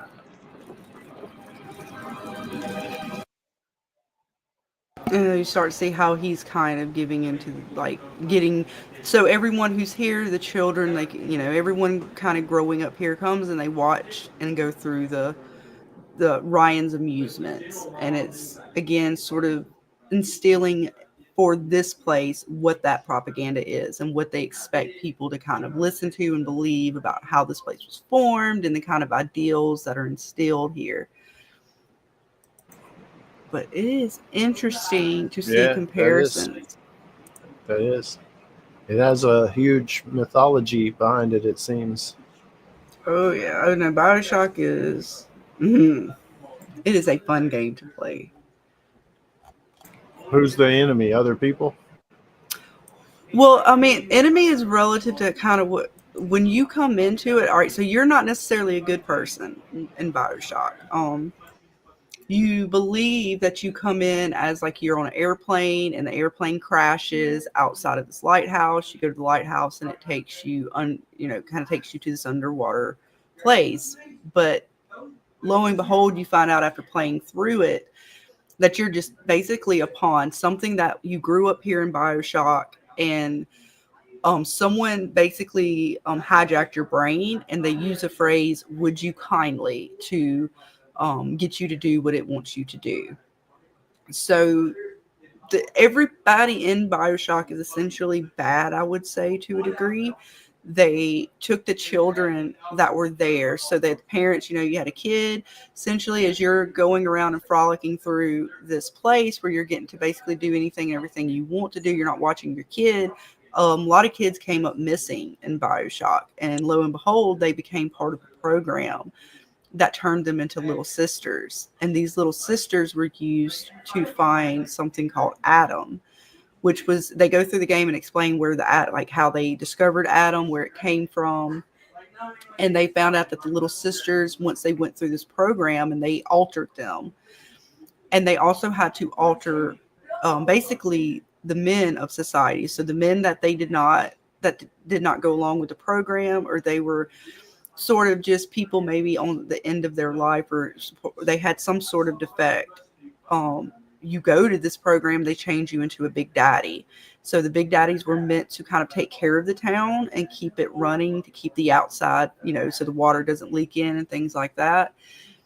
But in the end, they were also there to protect the little sisters, because everybody wanted Adam. Adam is what the guy was kind of putting out of his hand, is what gives you those powers. Little sisters harvest it from dead bodies, and essentially they drink it out of this like syringe. And the only way to get it out of the little sisters, well, there's two ways in the game, but they encourage you to harvest it, which is basically you're going to rip it into this little girl and take the Adam right from her, and it powers you up. So the whole of society ends up crumbling because everybody wants the power. And you have factions between sort of the bigwigs. Ryan Andrews, the one that sort of founds this place, along with a few others, but he's sort of supposed to be like the prominent figure. But again, the other guys decide that, hey, I want what I want, and for whatever reason, they not getting along, so they try to take out each other, and you're sort of the pawn in all of this. And is this supposed to be on Earth based or just fictional place? Yes, it's Earth based, and essentially it's like how he said, the man in Washington wants to take away. So they have everything just as if it was in the real world. You're just somewhere off in the Atlantic that nobody knows about. Only very few people know where this place is. Kind of like Lost City of Atlanta or something like that. Gotcha. Cool. And so yeah, it's real interesting to see how they're going to play Severance, because I'm starting to see a lot of those. And I did it with the Lighthouse in particular made me think first off BioShock, and like the worlds within worlds kind of thing. But it's weird. It gets into, after you get into like the third one, it gets even crazier. They get into quantum like mechanics and stuff like that. The third one has to do with the siphons that I was talking about.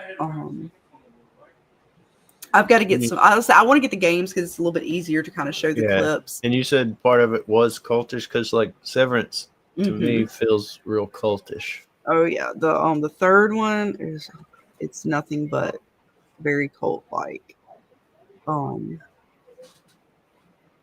Let's see. I wonder if the trailer would probably be enough to kind of vibe of what the third one is, instead of me trying to go through and find clips. I know I've got to get the game again. I had them. I removed them. I wasn't playing them. You got to make space.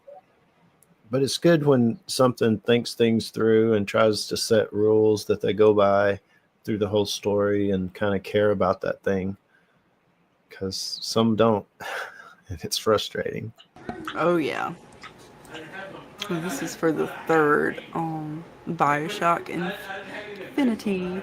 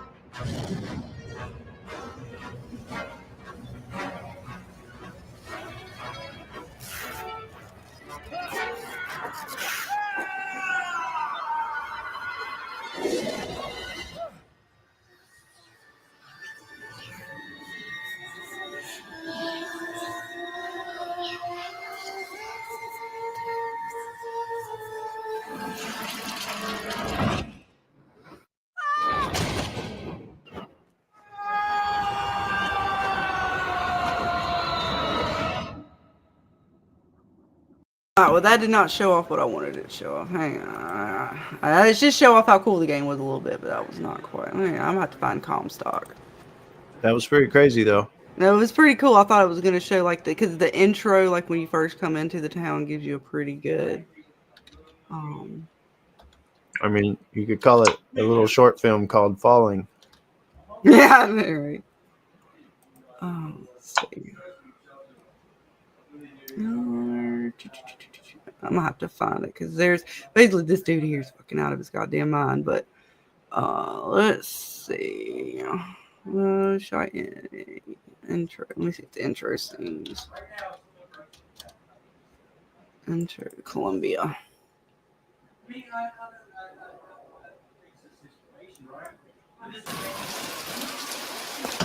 a minute, that card. Get through this part. This is when you get on the list. This is your elevator ride into heaven, so to speak. Let's see. I gotta go all the way through. Let's see.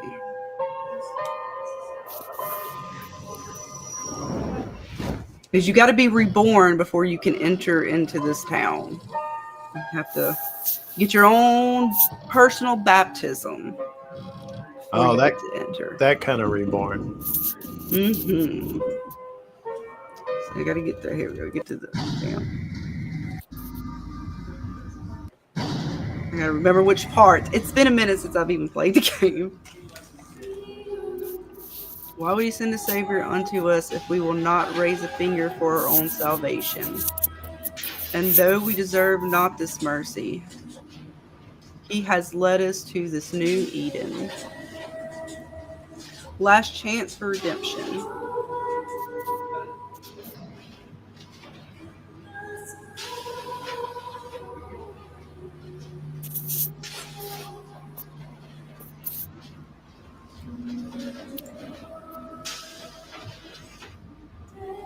The prophet shall lead people to the new Eden.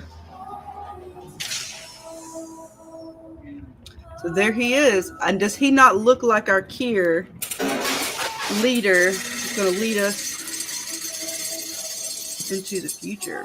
Yeah, that totally is Severance feeling, or vice versa, I guess. But yeah, that totally has a Severance feeling, the whole thing. But he definitely looks like him. I mean, I think you're right. They got some inspiration, it feels like. A little bit.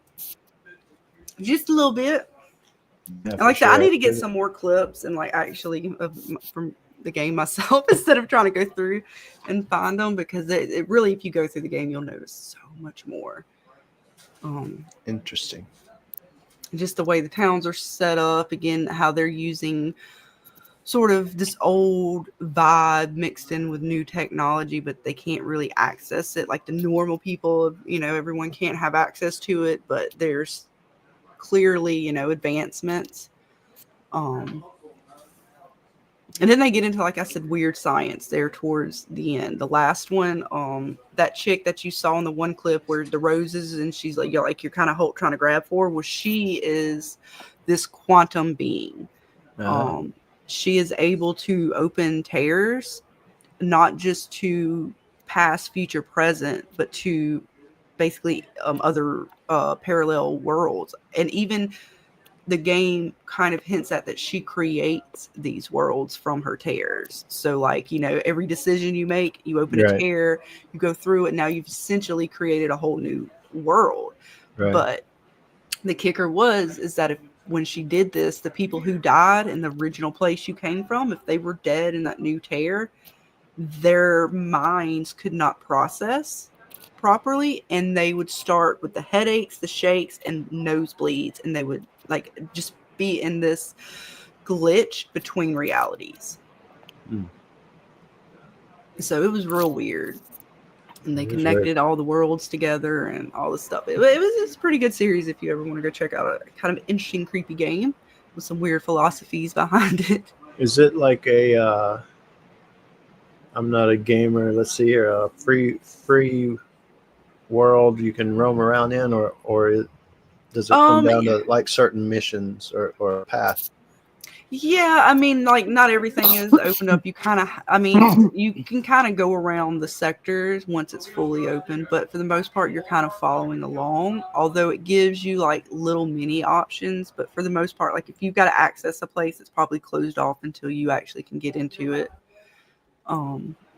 As I'm trying to remember if you could just you freely walk around places and you can kind of go to one section or the other, but there will be certain things that are closed off until, say, you find the firepower, because you need the firepower to burn the ice down so you can open the door. Gotcha. Yeah, so it's kind of open world, but you open up more of the world as you go. Yeah. And they give you like, for me, the best part was always their little cassette tapes that are left around the world. You pick them up and they kind of give you a glimpse of the people and what they were going through. And like almost little mini stories as you go through. And they're fun to kind of listen to. And again, just the whole vibe of like, so that particular, the first one, it's got that whole like 40s or 50s vibe to it. But yet it's technically got technology beyond that. I mean, you get to have fire and ice and like beads and all kinds of weird powers. It's just fun.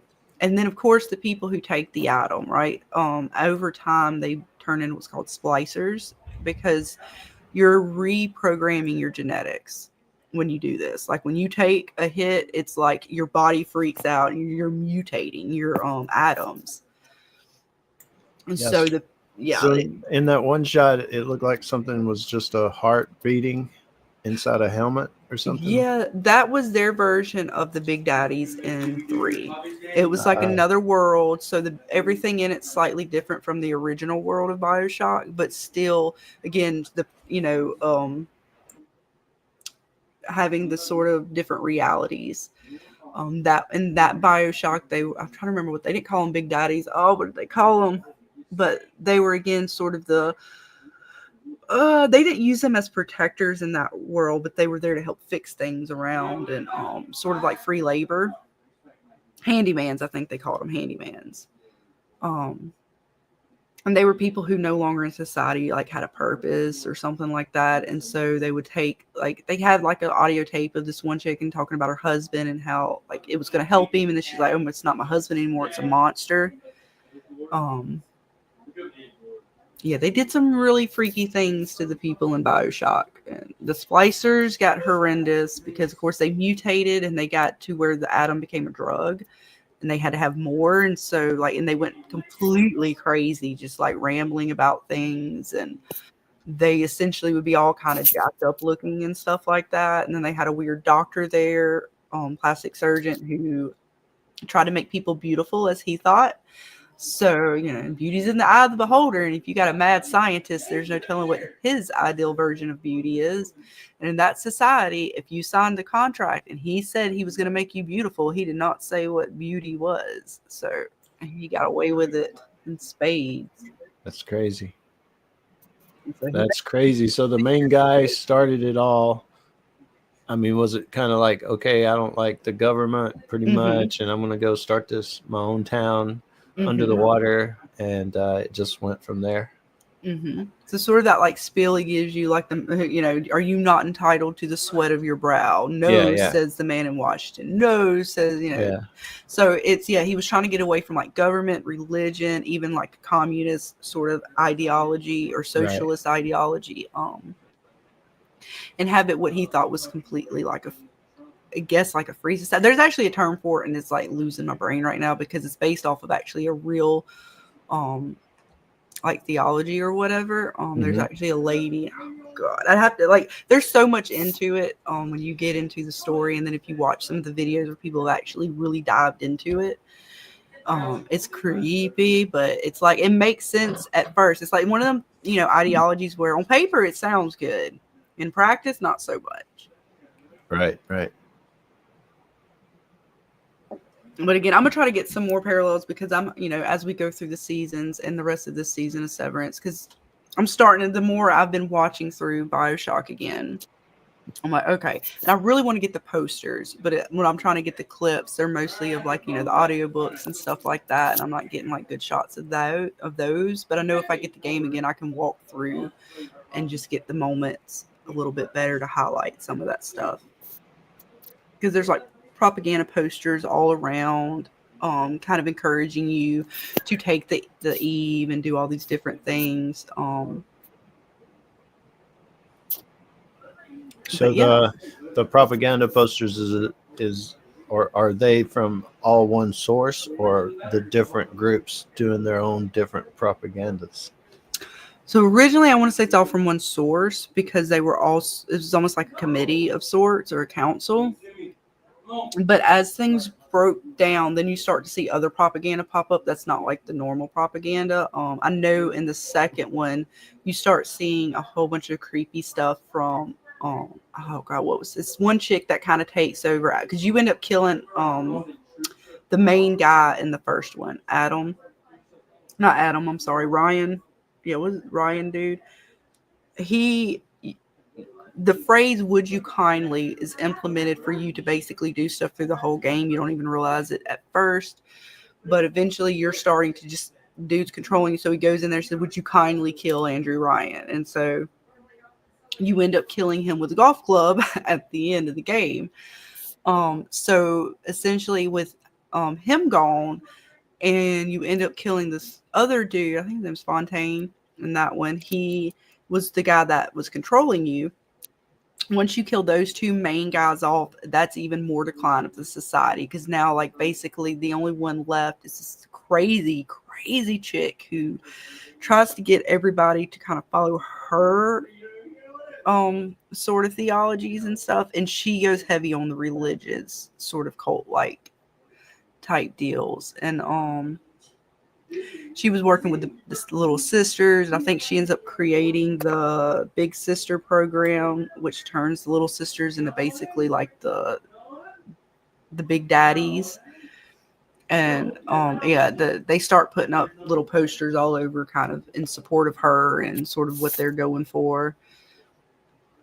But mostly I want to say in the first one, all of it was kind of catered to that original like ideology.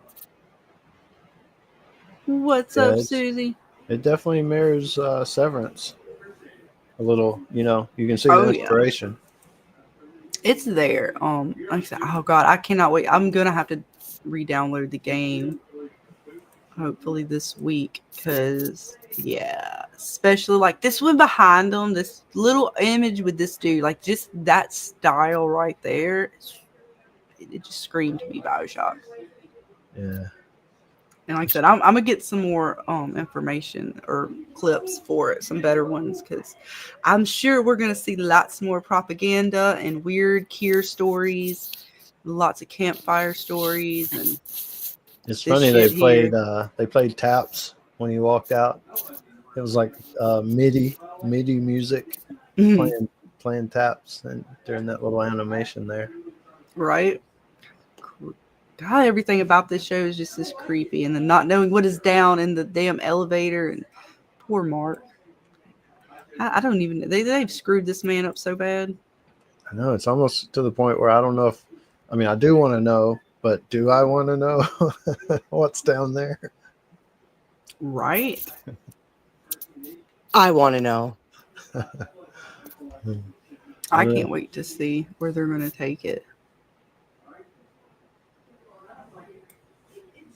And hopefully Mark will, I hope he doesn't get all jacked up. Yeah. Poor Mark, poor Heliar, poor Irving, poor Dylan. Not management, though. Management can go and kick rocks. They fight it out. I let them two fight out. Break down management. You got to break down management, and then you win. That's how you win. Otherwise, you can't let management break you. Break management. Is somebody sounding like Mark over here? You need to drink your eggnog. Nah, I ain't drinking that nasty. I ain't getting severed, so I don't have to drink whatever the hell this is. It's nasty. That's gross. Man, that's like got worms in it that's supposed to maybe clean your insides out or something. I don't know what the hell that is. It looks like egg whites or some nasty egg drop soup or something, or something nastier that you might see in sewage or something. I don't know. Toilet water. It's disgusting. Wait, Susie says, what is the Skittle ASMR? What? Did I miss something? Are we talking about the pills? What are we talking about? Not sure. I'm lost, Susie. Clarify, please. We know he has some blue pills. Is that it? You got a blue and black pill. A whole bunch of pills. He didn't even take all of these. Like, what the hell are all these down here? Does he have like 20 more that he had to take? Yeah, that's crazy daisy. I don't know. Pretty good episode, though. It had a lot of surprises. Helena asking about father, and almost like they don't have a talking relationship much. Oh yeah, it was creepy all around. You know, wait for him to like bust head somewhere. And again, like I said, he just slightly looks like that dude, Comstock. he I mean, totally it ain't does. quite the same. It kind of does, though. You know, it resembles it a lot, especially the way it's presented and everything. You know, the whole vibe kind of feels there. So goddamn creepy. And I said that's why this creeps me out even more, because then I played Bioshock. I know what's coming. We're gonna get powers. I can't wait till they get fire powers. Yeah, that'd be funny. I'm waiting on it. No, I'm just kidding. They probably won't go that far with this one, but it is that cult vibe is real. It's creepy, and like I said, man, go watch Bioshock. Some videos on it. They've got full gameplay, like the full gameplay throughs and stuff that people have completed. I'm trying to remember, because there's one part too in Bioshock 3 where you go to like it's kind of like a place that's honoring Comstock and his military pursuits and things, or battles that he's been through. It's called Wounded Knee, I think, or something. No, that was one of the battles he was at, was Wounded Knee. What the hell was that place? It was, I forget what it was called in the game, but it's like this whole little area. You know, they got different areas, and one of the areas was sort of to his military accomplishments. But then again, you learn that he didn't really accomplish these things, that he couldn't have even been alive during half of these things, supposedly, or something like that. Or if it was, and it's not the same person, like you find out that you yourself in the third one are Comstock, because you were reborn. You start off as DeWitt, an investigator. And it's a whole bunch of crazy shit happens, but essentially you learn that in other realities you become Comstock, and it's so dark. That's trippy sounding. Trippy. Oh yeah, it gets interesting. Let's see. I mean, and the third one in particular, I mean, both of them are not exactly kind, but I think the third one really hit people hard, because the guy, like, it's highly religious, and then on top of it, when you go through Heroes, Hall of Heroes, that's what it was called. When you go through Hall of Heroes and some of the other parts of the game, you find out that, hey, what's up, Omar? I'm sorry, I'm sitting over here looking for another video. Yes, we were having a good day. Comstock, you know, from Bioshock 3. I don't know what you're talking about. Did I not say it? You know, my southern accent, there's no telling what the hell it sounded like I said. But but yeah, when you go through Wounded Knee, there's a lot of like racist. They're not like subtle about it. It's very much so that they're making it to, like, Comstock is looking down on all these different groups, kind of promoting I'm sure he kind of promotes white supremacy in the game. So a lot of people really did not like the third one, but to me, it's not showing like it in a good light. It's again, in the end, you end up killing Comstock, and then the girl ends up killing you because you are a version of him, and you have to snuff it out, from birth. Right. And so she snuffs you out in every reality, ever. Dang. And essentially, when you go through the game, you realize like how evil this dude was, right? It's like it's not a good light. But let's see, I'm kind of scared to show people like, God damn it, what are you doing? I'm like, no, look, trust me, I'm not into it. It's just part of the game. You get to kill him in the end, trust me. Yeah, it's so crazy. Gamers, I've played a few games, but I mean, like I have a family member, one of my nieces married a guy, and he's a big gamer. And I just like they got 2 kids, he works a job, but he still games and stuff and has time for family. But it's just like, how do you do it all and like keep up with these mythologies? Because he plays, just several like that you just described that is so deep. It's like, how do you do it, dude? How do you keep all that in your head? Right. I mean, it gets a little daunting sometimes. And I'm not into all of the games out there. I mean, there's quite a few good ones out there. This one's, I will always promote the hell out of BioShock. But it's the Battle of Wounded Knee. He was such a good. The Tin Soldier is taking credit for the deeds of the real ones. This is one of the soldiers, Slate, talking to you about how you basically didn't do all the shit you said you did. Glory on December 29, 1890. What does he mean? You don't want to know.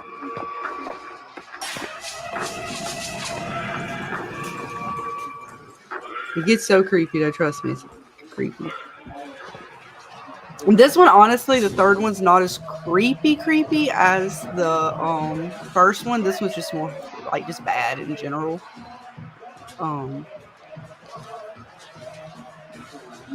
Yeah,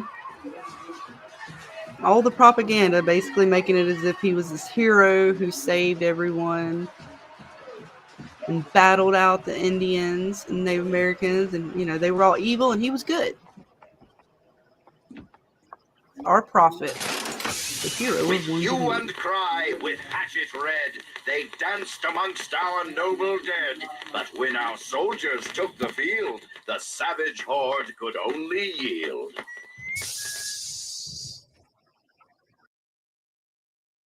But I mean, it's just creepy all around sometimes. I'm trying to see what else. Oh yeah, here's Comstock. There he is. Hey, look at him. He's the winner. That wounded knee. I can see it in your face.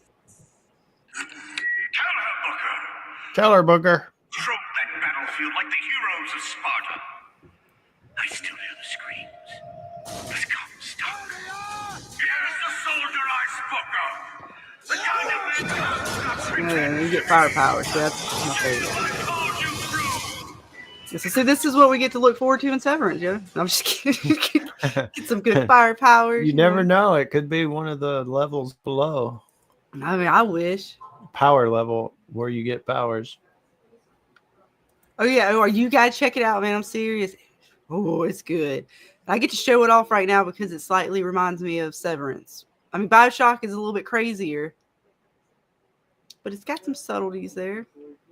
Yeah, the similarities though are definitely uncanny as far as the not just the propaganda, but the way they lay it out. The story, the backstory, the way that little clip there even had an animatronic, and they talked about the employees, the other people, yeah, the severed people talked about.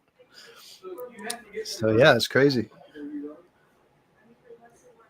Oh yeah, I was trying to see if there were any more real quick ones.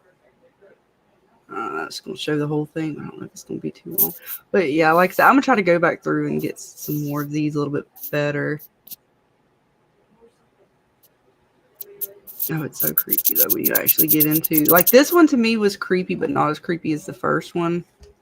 The first one was super creepy. because what they do, I mean, it's creepy all around no matter which one you watch, but what they do to the kids in the first BioShock. It is called BioShock, and there's 3 games. That one was BioShock Infinity, and the first was just like, I think it's BioShock Undersea or something like that, or just BioShock the first, and then the second one's, I forget what the second one's called. But yes, go look up BioShock for some good old, family-friendly gaming. It's fun times. And I was sitting here, I was still looking for some better clips to show, because Comstock himself is just a piece of work. And it gives me, particularly Comstock more than Ryan, gives me the same kind of Cure vibes. And sort of how we're going through Severance and learning about the family's history in this sort of like storytelling, fairy tale way of, how Kier's just this, beaming light that's kind of there to save everybody. And they seemingly did that in BioShock with Comstock. They retold his whole history and how the sort of the city was founded, his part in it, his wife, his child, which was was his child but not his child, so it was essentially his child from another reality. He makes a deal with these scientists, and they open this quantum tear, make a deal with the DeWitt, basically with yourself, and at the last minute you try to take your child back and her finger gets cut off, but Comstock still gets the baby, but it's not from his wife, because he's been doing all this quantum science stuff and with the siphons and everything, and they basically cause him to be infertile.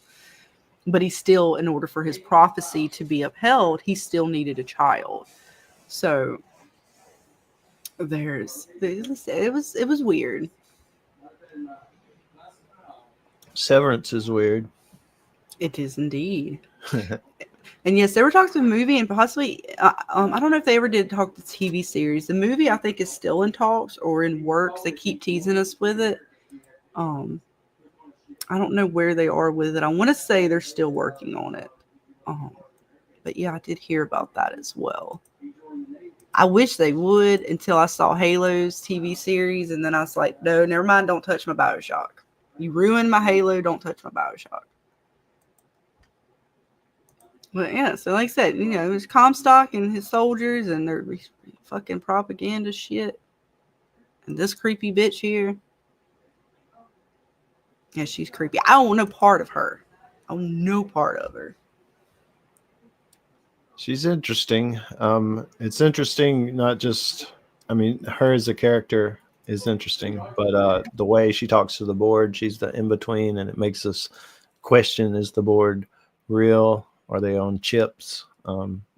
What's up with that? So yeah, she's interesting for sure. Oh yeah, she is. Oh, Omar, since you're here, did you see our artist drawing the other day? I know I got to get with him, because he's going. I'm still actually been thinking about it. I might get you, Omar, to do something with BioShock. I don't know what yet, but I love me some BioShock. I just can't decide what to put in the image, because there's so many good. Well, it could be like with, because of course the big daddies, you gotta have Mr. Bubbles, but then I'm like, the splicers are so creepy. They got like these dudes that have hooks, and they're like spider splicers or whatever. They crawl around on like the walls and shit and throw these hooks at you. Fucking creepy as shit. That sounds creepy. It's something. It's a fun one. I said I definitely want to re-get it, just for the fact that I want to play it myself again and put it on YouTube. Just, do a stream with it.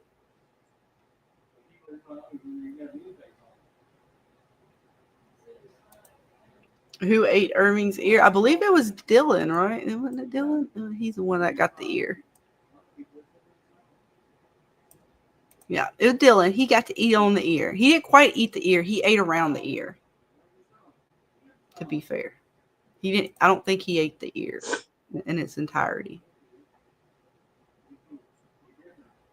But that was creepy seeing it. I don't know why, but I was like, it's just a watermelon. But I'm like, that's some kind of Still weird. religious form of cannibalism. Right? Like, it's what it gave me the vibe. I'm like, I don't know if I can eat the melon of him. Like, all right, the melon balls, great. That's just like a centerpiece, you know? Great. You don't touch it. No, you get to eat it. I'm like, so we're eating Irving? It's funny how they left part of the rind as the nose, and it With made the chin. and the way it's all just, yeah, it's funny. Right? I thought that too. Like, why is that part? Like, why do they want parts to look fleshy, but then the rest looks like meat? You know. Oh, it's gross. But like, who is the guy? Who is the person just in the back making these? Like, is it a severed person? Like, what? Are we outsourcing the watermelon? Hey, You know? maybe that's what they needed the dental tools for at the start of the episode. Could be. Could be. Well, I don't know. They seem to love a good smile. Sure, everybody has a nice, bright, happy smile. I wonder if they did some kind of face cast of John to make that. Right? You said it was like styrofoam or something? Yeah. I wonder, because it is great detail. It's creepy. And no, it is styrofoam too. I don't know how. I mean, that's cool that they used that. I was like, damn, that's pretty. So they painted the top too, then, right? Like they painted it all Yeah, to make it look like a watermelon. Yeah. They did a pretty good job, actually. Because watching it back, I would have never fucking thought that. Like, I didn't even think. I'm like, oh shit, they did a real watermelon. They got some good skill, yo. You imagine carving a real one? Oh, shit, bitch. But no. It's nice little Irving watermelon. Yeah, no, he still used the big words after he's not supposed to use big words. It confuses the subordinates. And yeah, the frolic dude we're thinking might be related. I don't know if he's half goat, but half Egan is definitely a possibility, or at least part whole Egan. He's another creepy one. I don't fucking trust any of management. He's some kind of management too. Fucking creepy ass. I guess it's been confirmed that she is really his daughter, right? I think so, yeah. I would say it's confirmed, although, I mean, the way she talks about him and the way he was reacting. Oh, and didn't Milchek say something like she was continuing on that legacy? Yeah. I think it's been told a bunch of times. So in different ways. So that sets up her saying father and him saying father. It just makes me question, like, why would he call him father if maybe he wasn't his father? Right. Yeah, because I think they confirmed she's an Egan for sure. Yeah, I think when they went through the whole scenario of why she did it and stuff, it talked about that as well. So we know it should be. I mean, I'm thinking it's pretty much confirmed that she really is the daughter, and she calls him father. But so does that dude. So that's the big thing. Like, well, we don't know much about him. No, and he seemed a little out of his mind too when he was like getting on to her. Like he just seemed a little unhinged for my liking. I can see him kind of almost being like, I'm going to watch out. I watch out for Helena. Almost like, she's the next heir or whatever. So I'm going to watch out for her. And he is saying father the way you would talk to someone like maybe a kid. Not that it really is his father, but he's just repeating the way she relates to him. That could be. I'm probably looking too much into it as far as thinking he's family or something. I don't know. Yeah, I mean, I got the total vibe off this episode that possibly he was brother, cut something to do with the family, the way he was acting, but I don't know. We'll see. Maybe they'll let us know before the season's over. Confirm for us. Are you an Egan? If you are a real Egan, please stand up.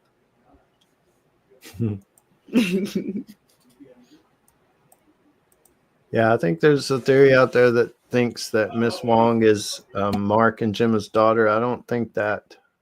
I'm not on that one, but she's definitely raised Egan, and like the way she talked to Mr. Milchek and stuff. She's a creepy little thing. She's almost like a Natalie. Like they're both so indoctrined. It seems like. The young Yeah, it's version. almost robotic. It's almost robotic. Oh yeah, she's a little younger version of Nat. Does that mean she's gonna be worse than Natalie? Like, cause she's the next generation of that? Oh. She's working her way up to be a Natalie. Oh no. No, she looks so sweet and innocent until she opens that mouth. And then you realize how creepy she really is. Yes, she may be. I mean, I don't know if she's going to be considered to be their child or not. I know that's out there, especially because I think Gemma supposedly had a child. I don't know. Did it say that? I don't remember it, but I think that's what was it you that told me that, Dana, or someone in the chat? I can't remember. It wasn't me, because the timeline wouldn't make any sense. Then she would have had to have died. How old is this little girl? I think her death I can't remember was who it was that brought more that. Somebody recent. said something like she was pregnant or something when Yeah.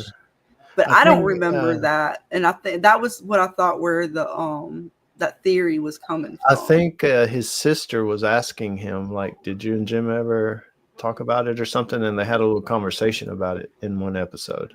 Okay. But I don't think she is, myself personally. Right. But that was, I believe, where the theory came from. Right. And it's funny to see them in their actor, like real life. Like, some of the other actors and stuff, they're kind of themselves. But like Miss Wong and even Natalie, to see them as an actor or as a person, in an interview outside the show, it's weird. It's kind of just weird to watch. Yeah, they only got some creepy factors going on here with them. And like I was rooting for Mr. Milchek up until his last 2 episodes, and he's really gonna piss me off. Like, he done pissed me off anyways. He threw the marshmallows in the fire. You know what? Fuck Milchek. Oh yeah, he's going Miss Cobell's route, and he's going to be stern from now on. Tighten that leash, yo. And it seemed to please Mr. Frolic. He was happy to know that. Yeah, he smiled. That one time he smiled. Right? Yeah, I'll do your bidding. I'll be a bad guy and tighten the leash. And he smiled. But yeah, there it is, right there. Yep, that's the one. Yep, there he is. Man, he went straight for Mark too, and he's definitely doing it. It just wait. They need to make sure to show you putting that card in there. That management's got full control. What you can do now, Mark? How you doing? See you leaving early, huh? Yeah, you got something to say? Guess what? I got something to tell you too. Yeah, You fuck the boss. What's that? What?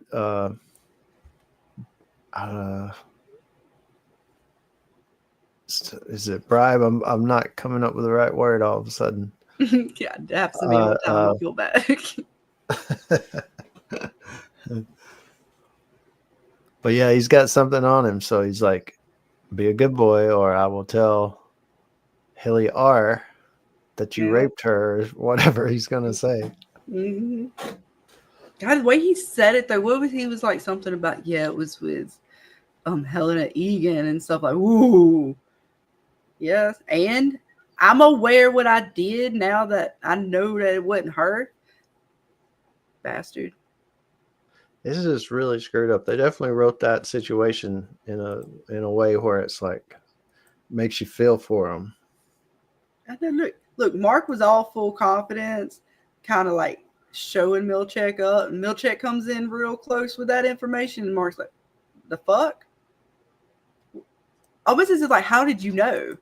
Yeah. And so that was real interesting. And then Milchek, he's very proud of himself. He's ready. I'm ready to go, yo. We're going to break it down. Poor Mark. It's okay. Again, was it his innie? Was it his outie? I'm still not fully. I mean, I don't know. I keep going back and forth in my brain since we've been talking about it because I'm like, well, maybe it wasn't. But then the little clues, like he knew about the newspaper. Like if he turned into his outie, would he know everything all of a sudden? That is probably not. It's probably his innie. But I don't know. It is a good question and a hell of a way to leave the any mark if it was any mark. Yeah, he did. He let him know. I still love it. I love their little exchanges, even like what was it, the one between Irving and Milchek. Like them stare offs and stand downs are serious. They like straight in the eyes let you know what's up. I'm like, damn. So if Milchek's, is he just over MDR or over the entire severed floor? I believe the entire severed floor. But I could be wrong about that. That was my impression, is like, because that was what Cobell was bitching about, right? Like she wanted the severed floor. And of course, Mark was like the prized possession of it, but it seemed as if she had control over, like, because Milchek was going to optics and setting up stuff for them when he was the underling of Cobell. Right. You're right. Yep. So I guess the goats and everything, it seemed like that. Maybe it was something different. Possibly. I mean, because that's where they had Gemma went down to them as well to give them a little bit of true counseling or whatever. So I mean, good point. I would assume over the whole severed floor, but oh no, you never know. And I love how they talk about the clock too. Because there's this big ass fucking clock in BioShock 3 in the workers' quarters, like where the workers stay, the laborers, and it keeps the time of when they can do certain things. Like during these hours is work hours, these hours are like sleep hours, kind of thing. And yeah, it's a nice big shiny clock, but there's not specific. It's not got a lot of little bells and whistles and fanciness to it. It's just a nice clock and it ticks. I thought that was interesting. Again, another little like something that made me think of BioShock. Even if it wasn't a direct reference, it just reminded me of another scene in the game. But I can't wait to see how this relationship turns out. Is he going to listen to his wife and wise up? Probably not. Nope. But I would say, is Nat going to try to come in on that and separate them two? Because I'd be damn, you home wrecking bitch. Nah, I doubt it. I don't see a romantic thing, just an ego brushing, caressing his ego. I know, but he may like that. You never know. Oh yeah, he likes it. And he likes the money. It sounds like he likes the money too. Between Natalie and the money, he's like, look, babe, you just go change the kid's diaper and leave me to my manly things. Mm-hmm. Yeah, she was not pleased. I still love how she told him though, like, not interested. Yeah. She's smart. She's a smart character. Mm-hmm. And she's staying on top of Mark too. So I like that, trying to keep up with what's going on with him and trying to make sure he's not going a little too crazy. But she doesn't know about the integration yet. So that is going to be interesting to see if they have that conversation at some point. Let's see, this is Rickon is not punk rock.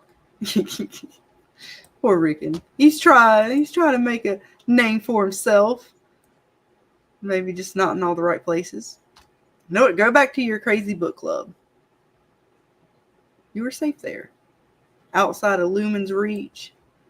Now you're dealing with these psycho people.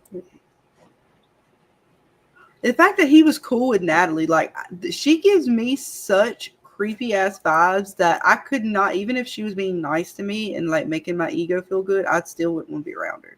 Oh, really? Yeah, no. No, I'd be able to pick up right away. Like, oh, okay, thank you. Yes, I'll have a nice day. Lock that fucking door.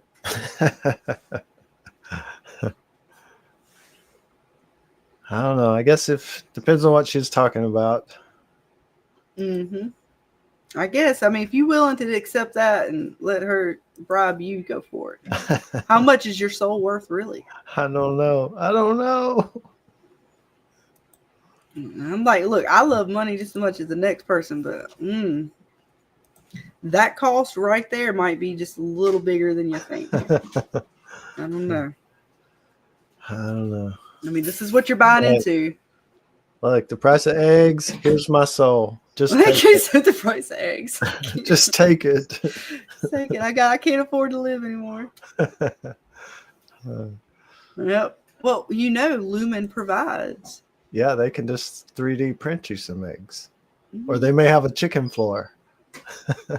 True. Or I mean, we know they got the watermelons and shit from some special place. Chicken department, like they have a goat department.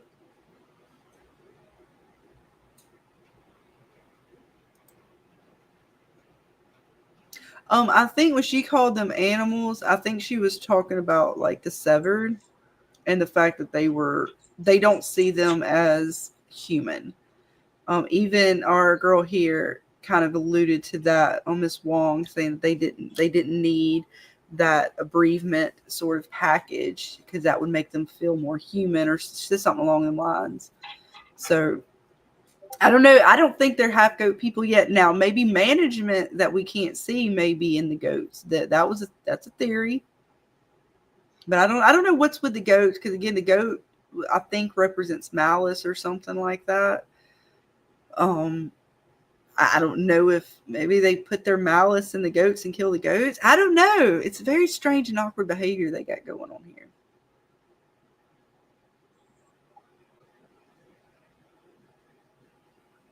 Yeah, he seemed offended, but like, I don't know. I mean, maybe,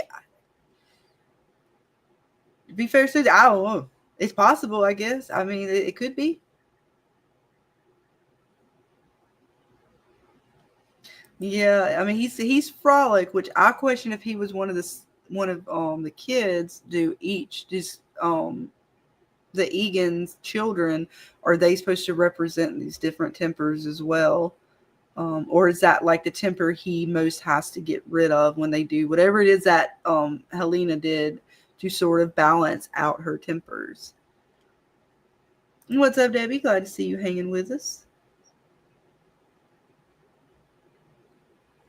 Yeah, and Dieter again was another one we talked about earlier. Is he real?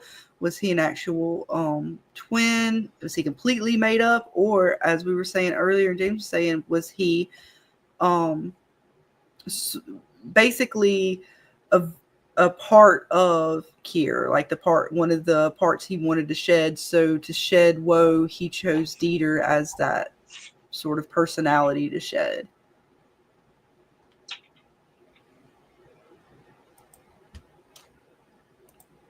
See what else we got. And they did not approve of their tri workstations. They said it sucked or something along the lines. They were not happy. He's Chat GPT-3, possibly. But yeah, that was good. You'd think maybe they'd just brought in another person and wonder why they didn't. Wonder why he chose to go that route. Well, he struck out so far with trying to bring folks into the group. Maybe he didn't want to fuck up again. It almost seemed like you needed the 4. That's the whole reason there were 4, and to make it, the feeling thing work or something. I don't know. Yeah, one thought so there. But now it seems as if it doesn't need to be. Again, they keep changing the rules ever slightly. Yeah, and I wonder sure. if he finishes Cold Harbor, everything's done, or that's just one little small step, even though it changes all of the planet, greatest thing on the planet or whatever. Do they keep going, or is that the end? Good question. Not sure. I mean, they got other files to work on, but this one seems to be the most important, at least for now.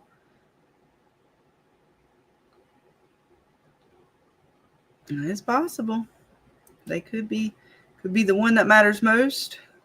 And after that, it's like, all right, we're all fully severed. Everybody start giving them out for free. We're ready to go. Soldiers enacted.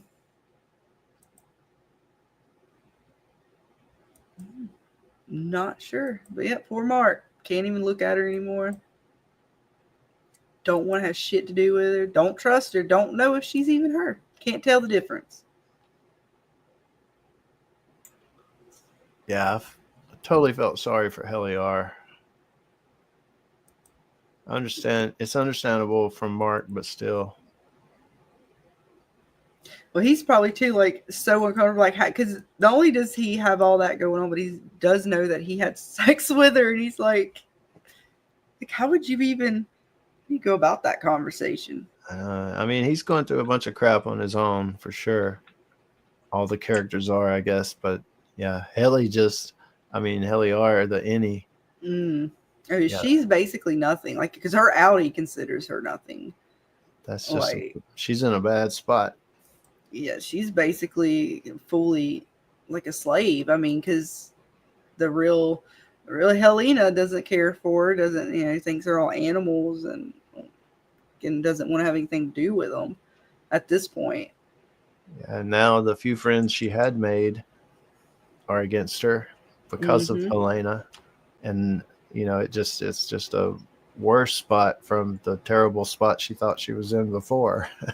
Right. Pretty much. There ain't a damn thing she could do. Yeah, because it does suck when you're rejected and when nobody loves you and, everybody hates you. It's not fun being in that room. Oh, no. I mean, I've never experienced that myself. I always forgot. I loved this story too. Like, Irving tried to like put the toner in his water or whatever, the Bridger toner. It's like, no, but he told me beforehand, like before I drank it, he wasn't trying to kill me or not, just make a point. But I still did. I took a sip anyway because I forgot. Yeah. Oops. It does kind of sound like a kid, almost like a kid. It was. It was sad in a way too, though. Because they even knew. They knew it was like, oh, I don't want to hear shit about his outie going on some fucking cruise bullshit. And his lifespan up there on the banner is from a quarter to a quarter instead of like years. Right. Oh, so this is, it reminds me of my friend, so rest in peace, who used to fill Windex bottles with blue Gatorade and spray them in his mouth at music festivals. Yeah, that doesn't sound like something you should probably do. Happens, but I guess you gotta be careful out there if you're going to use chemical bottles. Matter of fact, just don't even use them at all. Perhaps go find one that's empty. Oh. That's heartbreaking. I'm sorry, I just found that really funny. What's up, BK? I know there wasn't any Windex in it, just Gatorade, but did he not rinse it out? Or are you just saying that he just rested in peace for something totally different? I might have misread or understood how that comment was going. It'd be my fault there. But yeah. Just to freak people out. But he didn't, he just had a little shot of toner. Can you imagine having to explain that to his outie? Your innie had a mishap. He accidentally drank some toner. Oh, okay, Susie. Yeah, I totally misunderstood the comment. Then, well, yes, may he rest in peace, and I'm sorry to hear that, sweetie. Then the Gatorade didn't take him out in the bottle. That's awesome. At least that did not hurt him. So I guess as long as you rinse out the bottle, you're good. You can still use it, but you know what? I'm giving out bad advice here.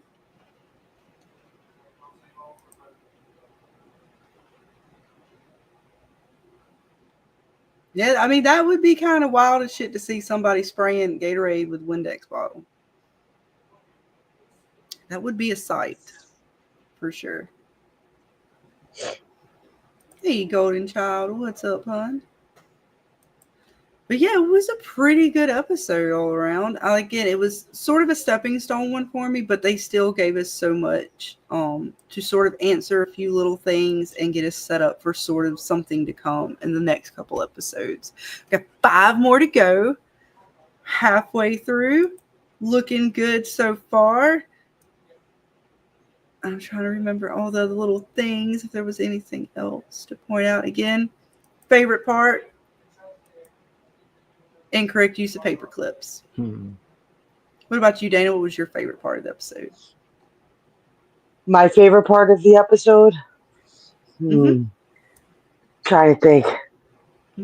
Next to the elevator scene, I mean, that one was pretty good. Yeah, I was gonna say that was a pretty good scene. I'm not too sure. Maybe when Ellie called Mark, "You're just an asshole." He was like, "You're just an asshole." Yeah. There's several good little parts in the episode, for sure. What was your favorite, James? I don't know, man. The Miss Wong Milchick interaction. Yeah. That was good. You know, the Milchick interview with I hope we're not here longer than 4 hours thing. I mean, there are so many, man. There's some good moments. The good dialogue, and like you were saying earlier, the face expressions and stuff. Yeah. When Dylan told, like, asked Mark, "Have you told her that Miss Casey's your wife?" and just set up that whole thing. And that's right. Yeah, Mark got it twice, right? He got it from Dylan and from Milchick. How about, did you talk to her about what you did? Yeah, so it's I mean, there's a lot of good places in the episode to pull out for sure. Yes, Debbie, I know, right? And we got 2 episodes of Yellow Jackets that just aired Friday, so we're definitely going to cover that. Hopefully Monday, I'm thinking of doing a stream. Monday night, I've still got to get some more screenshots, and definitely need to rewatch them too, because I kind of, same as you, like I was between Severance and then trying to get into Yellow Jackets. My brain, the wires get a little crossed. Oh yeah, that was a long day yesterday of watching and trying to like get like a rewatch, make sure you remember shit. And yeah, I feel you, Debbie. It's definitely a lot of content now hitting us. It seems we went from sort of a dead time of a little bit of content. Now I'm like, oh my god! And then we still technically have Mayfair going on as well. Mayfair. It's not as much of a.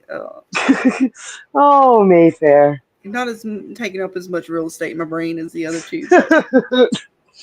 It's still there. We're still going to finish the season out as well. We're going to wait for these last episodes to air because I think we only had like 1 or 2 more, and then we'll do like a kind of finale recap on the season. Yeah, she did. Misty told her that she did. Aaliyah was a good one. And we're definitely going to get into that. Like I said, probably Monday night. We're behind a little bit. We were going to do Severance last night, but as always, life called. And so we had some things we had to take care of, but we are going to catch back up with the Yellow Jackets, hopefully, like I said, Monday night. And of course, James, if you are available, you're more than welcome to join us as always. Whoop, whoop. We'll see. Yeah. We'll see Monday. Yellow Jackets. Or Monday's hard for you. You let us know later, James, what's a good day, because my schedule's pretty fluid. Well, yeah, the Yellow Jackets pretty crazy show for sure. I can't wait to talk about that. Dark in so many ways, and so it's crazy. Mm-hmm. Just to maybe throw one thing out there, Dana, do you think it's supernatural or no supernatural? I am leaning towards supernatural. Ooh. I would say so too. After the last episode, maybe. Was it the last episode? The first? There's 2 episodes. I'm trying to remember if it's the first or the second one. Yeah, but yeah, if it's what I'm thinking, I think it touches on it. Maybe both of those. Yes, yes, that's a better answer. But there is definitely something supernatural, and whether they tapped into it because they crashed there. I don't know, but there's definitely something between Lottie and even Ty. Like they have some connection to shit. Like so, there's definitely hints of supernatural. Right. I was on the non-supernatural. Mm-hmm. I don't know if it was just to be on the other side because so many people are on the supernatural side. But like you say, after these 2 episodes, I'm like, I don't know. It's pointed to it. Because I was waiting for him to kind of give us that distinction. Where they ended it, it was still very on the last season. I was still very much so on the fence. But they starting to give us a little bit more. They're starting to show more of that, the dude and then the other dude dying and some other creepy things. And Yep. Lottie's fucking creepy as shit. And poor Misty. I felt so bad for Misty. Don't feel bad for Misty. No, don't feel bad for that psycho. You I dare. did. God damn I it, no. did. Yes, I did. She is a Because psycho. she is psycho, but she's still a psycho who just wants friends. And I get it. Like, imagine being the chick who never went to a sleepover, who, like, never really got to, like, do some of those things. And, like, when the person at the bar called all them chicks, none of them friggin' picked up the phone. Like, that broke my heart. Because I'm like, say what you want about Misty, but she's still one of y'all. She's still one of you guys. Like, somebody should have picked up the phone. Yeah, but she the whole reason, Dana. But still, I felt bad. I felt a little bad for her. Look, she would still probably poison one of them if she thought it would make them love her more or some shit. Fucking crazy. I know, she's batshit crazy, but I felt bad for her. You can still feel bad for crazy people. It's I feel bad for okay. normal crazy people. I don't know. She's one of the people I don't Because know. when push comes to shove, if they needed a crazy fucking psycho bitch to come and fix their problems, Misty would be there. So you still got to give her a little bit of credit. Worked out for them. They still found the dead body in the woods. She ended up killing Natalie, her crazy ass fucking drug. But it wasn't on purpose. She was trying to kill somebody else. Cannon, yo. That chick It's is a still, loose cannon. She can it's okay. It's okay. I'm Team Misty. Team Misty. It's such a crazy show, though. I mean, you'd think Shauna, like after these 2 episodes that just aired, she seems a little darker than I even thought she was. Yeah, that whole, just several of the characters. It's a crazy show. I'm not sure if I like the past better than the future. I like them both equally, I guess, but the future story just keeps getting crazy. I feel sorry for Jeff, the husband. I do too. He has no idea what the fuck he's in the middle of. I mean, could you imagine? I knew that like dinner thing was going to go wrong, but man, just watching Jeff. I thought she did a good job. I think he's gonna get that contract in the end. Yeah, it was crazy. He gonna get them because they was embarrassed as fuck. Now they're gonna have to go with him, and then he's gonna be like, "Oh, I should have listened to you the whole time." Go get him, woman. And every meeting, she's gonna get to be like a mean bitch to all the people. And I loved how they was the parents. Like, did you smoke chronic? Did you smoke chronic? I still got to get all the screenshots. So I'm hoping about, like I said, Monday, we should be ready to go. We can really dive into it. And let's see. BKS Mayfair only has one. Yeah, they only did 6 or 7 this season, I believe, and we were through 5 already. What are we talking about? Mayfair. Oh, I don't know on that one. I'm pretty sure Mayfair only had 7. Yeah, it seems like they're doing less than the first one. I wonder why. Because I remember we had one of the last episodes we watched, and then they took a week break, and then I want to say they only had 2 left because it was a real short season.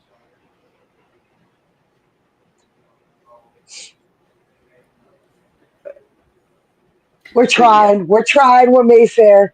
We're trying with Mayfair. We've only got, like I said, like 2 left. And after that, we're done with it for a little bit. Possibly. We'll see how they end the season.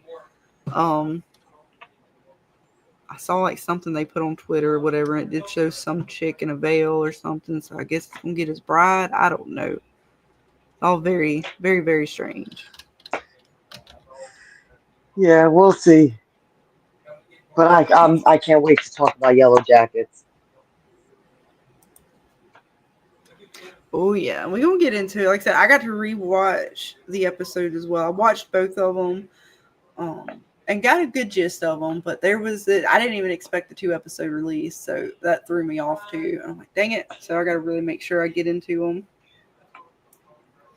and get you guys some screenshots so we can really dive into all. Because I know we got a new possible survivor. We got to see a little bit of possibly her. She's kind of messing with Shauna. So we'll get to see some good. God, we got some good details to go work through on Mayfair. And who the fuck was Coach talking to down in his little cave? I know a lot of things. There ain't a lot of things going on. Now that I think he's talking to himself, he is going a little crazy because he's been alone so long. Or is it them weird, creepy voices that everybody's hearing? Whatever's this connection to it is. Yeah, it could be. Could be. Because Javi was talking to somebody too. Right. Something could be down in them caves. He was trying to get in his body. Yeah, and like when the person came in the bathroom, I thought it was that creepy dude at the table that was with him because he kept eyeing her and stuff. So I have a fucking sinking feeling it's Mari. Something is telling me it's gonna be Mari. It's a survivor, right? The other survivor. Yeah, something the one is that was telling me it's messing with gonna Shauna, be the one that fucking she like, Mari. Yeah, it's the girl that she put the knife up to her. Right, throat. but but wouldn't it be the girl that kissed her? I don't know her name. Isn't that the same? Ain't that who we talking about? I can't remember. No, the names of that's why I need that's screenshots. somebody Dana. different. Mari's the chick who fell in the pit that Coach fucking found. Oh, okay. Yeah. So I think it's the girl she kissed. Yeah, that's what who it I seemed think like, it is. You I know, thought that's who we were talking because about. she asked who she looked like, but then I think it ended or it didn't show or to say. Mm-hmm. And it Because was I'm showing, sorry, Shauna had every right. She should have beat young Mari's butt. I would have whooped her ass. I don't think Mari makes it. This is why I need screenshots because I can't. There's too many characters here for me to remember everybody, especially y'all throwing names out. I'm horrible with names. Yeah, we're gonna get them screenshots because my brain can't keep up. I need the visuals. Yeah, I guess Mari probably was the OG pit girl, and so that definitely means. Did he do all the pits, or did they find it and they decided to do it? Because his pit wasn't so deadly. Right, I think he was just trying to catch a deer or something like he said, "Come on, Bambi," or whatever. Right? It's like everybody knows the first rule: you don't fuck with the person who makes your food. How this is like rules 101. You don't mess with the person that made. At least Shauna spitting her food in her face. It was like she could have done that shit behind her back. But she did it in front of everybody. She's like, I didn't do that. Like, damn. She's like, what you talking about? No, I didn't.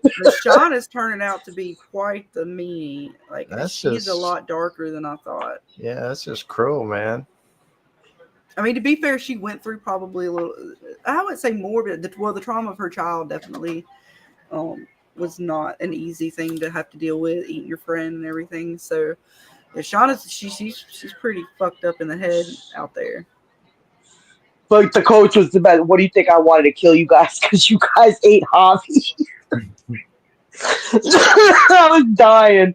He was like, what? Do you think I was just going to kill you guys because you guys ate someone? No, I thought people were going to eat me next. He was like, I wasn't fucking with y'all. I thought I was going to be on the menu. Yeah, get the hell out of there.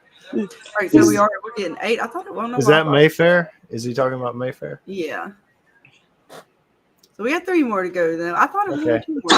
Yeah, I get all these series mixed up. Like, well, especially when they going down, you going 8 episodes or something like come on, man. They messing with us. So Debbie seems to think it's not the. Are you saying, Debbie, the person that walked in the bathroom isn't the same one that they strung the clips together to make us think? It may not be. It could be Mari. I thought it was the chick. She put the knife up against her throat. Yeah, that's because what we get that in the trailer, the blonde-headed chick, where she's like nose bleeding or whatever. So I thought it was her. And what I was thinking is the reason she kind of knew to do that it could be her, is that it's happened before, maybe. And it is the girl that she held the knife up to and they kissed. So, but that's just what I was thinking kind of as it played out and I watched it. But if it wasn't, when I saw the bathroom part before it got to the other stuff, I was thinking that's that creepy dude at the table, man. He's fixing to do something to her. But then she found the phone and all that other stuff played out. Yeah, So. that's why I thought Mari, because I was like, why would the chick who Shauna was like kissing or whatever, why would she mess with them? Like that seemed more of something like Mari would be beefing with them in some way, like prompting her to like leave that package that the daughter found, fuck with her in the bathroom. Like that just it more screamed to me Mari than it did the chick she was kissing. Because I feel like the chick she was kissing would have just kind of went up to her, like, or she would have been mentioned in some way, shape, or form. But Mari, like, you don't know how that shit ended to where she might want to fuck with them. That or it's Coach fucking with them. True. Did Coach make it out? Well, he's still alive as far as we know. And as far as the backstory, because I don't know if they ever found him, right? Like Nat seemed to know he was still possibly around, but we don't know how far he survives. But he did make it out with him? We don't know. We don't know, and they never gave us a number. They never gave us a number of how many people actually did survive. I know we see a clip in one of the seasons of the girls getting off a plane, but they can edit in stuff at that point at any minute. They can edit in an extra number if you actually went out and tried to count that. So that's not really reliable. But they've never actually gave us like a definitive 8 of us made it back. They just said it was Shauna, Ty. Like they didn't even reveal that Thais's little girlfriend, her name's escaping me. Vanessa. Yeah, Van. Yeah. She didn't get revealed to being a survivor until afterwards. So it's going to be one of those things they can pretty much add in as they choose. So until they actually say 10 people made it back or give us like something like that, we're not going to know. Particularly with those who went missing from the group, because they don't know what happened to them. So we don't know what happened to the one body. We don't know if Coach or now this other chick that he found is going, like, did they make it outside of the group? Because he found the rations, which Susie was talking about, kind of gave her the Dharma vibes. So we don't know if there was another group here. Like he found that, and those, I don't know how long that stuff was underground. Yeah. There could be another group living there somewhere, or a survivalist type group. Yeah. And some kind of like military group or something that comes back to this place every now and again or something. Like there's so much unknown about where they were. And because that didn't scream vibes of like that was the person in the cabin. Because if it was, we probably would have seen rations in the cabin. We would have seen something that would have linked the cabin to the stuff that Coach found. So there was like nothing that, like, you would, even an empty wrapper You know what I mean? You would have seen something that would have screamed survivalist. So I definitely am with you, Scarlett. I think we might discover that there's another group or something else out there. And yes, Dylan ate his best friend's melon ear. Pretty much. I don't know if he ate the whole thing. He ate on it for sure. He ate a bite of it. Let's see. I just had the image. I'm going too fast through here. Scrolling too fast. Here it is. Yes, he ate on and around the ear for sure. I don't remember if we got confirmation if he ate the actual part of the ear, but he did eat around the ear. Indeed. They ate the melon, and it was creepy. It was like a flesh melon, and they ate.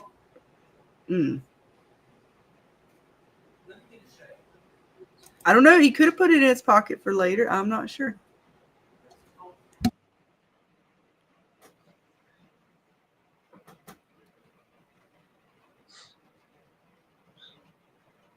Very strange. Yep. But I can't wait. I can't wait to talk about Yellow Jackets. Yeah. And we'll definitely get to it here in the next couple days. Like I said, I'm gonna get some shots, and we're gonna set that up hopefully Monday too. What, James? When are you available? Yeah, I'm not sure. Monday, Tuesday are probably the most questionable days. Actually, bitch, we can't wait till Wednesday. I know. What the hell is your tomorrow night looking like? I don't know. Maybe tomorrow. Some bitch. All right, I'm gonna speed through these screenshots in the next 24 hours, and never know. We'll be maybe back tomorrow night, guys. You never know. Check in the Discord. Right? You just never know. We just pop up and do streams and things. You know, we try to have a schedule, but life seems to be fucking with us. Like Yep. Schedule, huh? What's that? The thing we try to do. I don't know that word. Apparently we don't at all. We haven't mastered the schedule yet. But this was though for Severance. Like I said, we're still on pace to having some good episodes. They've been doing really good so far in the season. We got a lot of little storylines they got going on. They seem to be connecting things pretty good. Still keeping pace as far as reveals go and not leaving us hanging too far on too many different things. Yeah. Oh, it's your birthday, Susie, tomorrow? Happy birthday. Happy birthday. Oh, it's happy birthday, huh? We'll try to do it tomorrow night if I can get everything together for sure. But yes, happy birthday, hun. Happy birthday. I have to wish you happy birthday again tomorrow. If nothing else in the Discord. Give Yes. Susie lots of love for her birthday. Yes. You have to make that killer clown clip for the birthday. It's your birthday. I told you I can't play that anymore. It tells me it's kind of up my shit a little bit. I don't Damn like it. it. Killer clowns. It's not the Damn Killer it. Clowns, it's the song. Really? Yeah. I mean, I don't care. I'm playing it again on my birthday. Let them strike me down. It's not a strike so much as they just don't want to give you all your shit for everything. And I'm like, damn it, I'm going to come up with a better birthday song sooner than go kick rocks. Goddamn copyright shit. We'll just have Scarlett sing it. Maybe. You never know. You just never know. I don't know. I mean, it's just going to be like a happy birthday song. I don't have like I'd have to have like lyrics and music in front of me to do anything super special. It's just like, I don't know. Happy birthday to you. Happy birthday. I don't know. See, I can't do it like freestyle like that. Well, gotta have a beat with it. For Dana, you need a D&D birthday song like "Oh Ye Old Birthday." That's not even how I did our D&D songs. What the hell are you talking about? I can tell he hasn't watched any of our D&D content, Dana. I haven't. You gave yourself away. Shame. Hey, I done told you. I'm gonna have to get caught up on the stuff to be a villain. Yeah, you got to know all of our. And you got to get your villainous laugh down. Wahaha, wahaha. I will kill you all. We'll get you to sing our D&D intro. How about that? Right. I'll I'll do the birthday. You'll do our D&D intro. You can't afford me. Oh, sure you can. No, don't say that. Dana will bribe you. She's already wants to send you bagels. You get Right? those How many bagels will it cost me? Yeah, I was gonna say once you accept bagels, then you basically have sold your soul to us. Hell, New York bagels, you could send me the crumbs and I'd sing like a, I'd sing just for the crumbs. Just for the crumbs.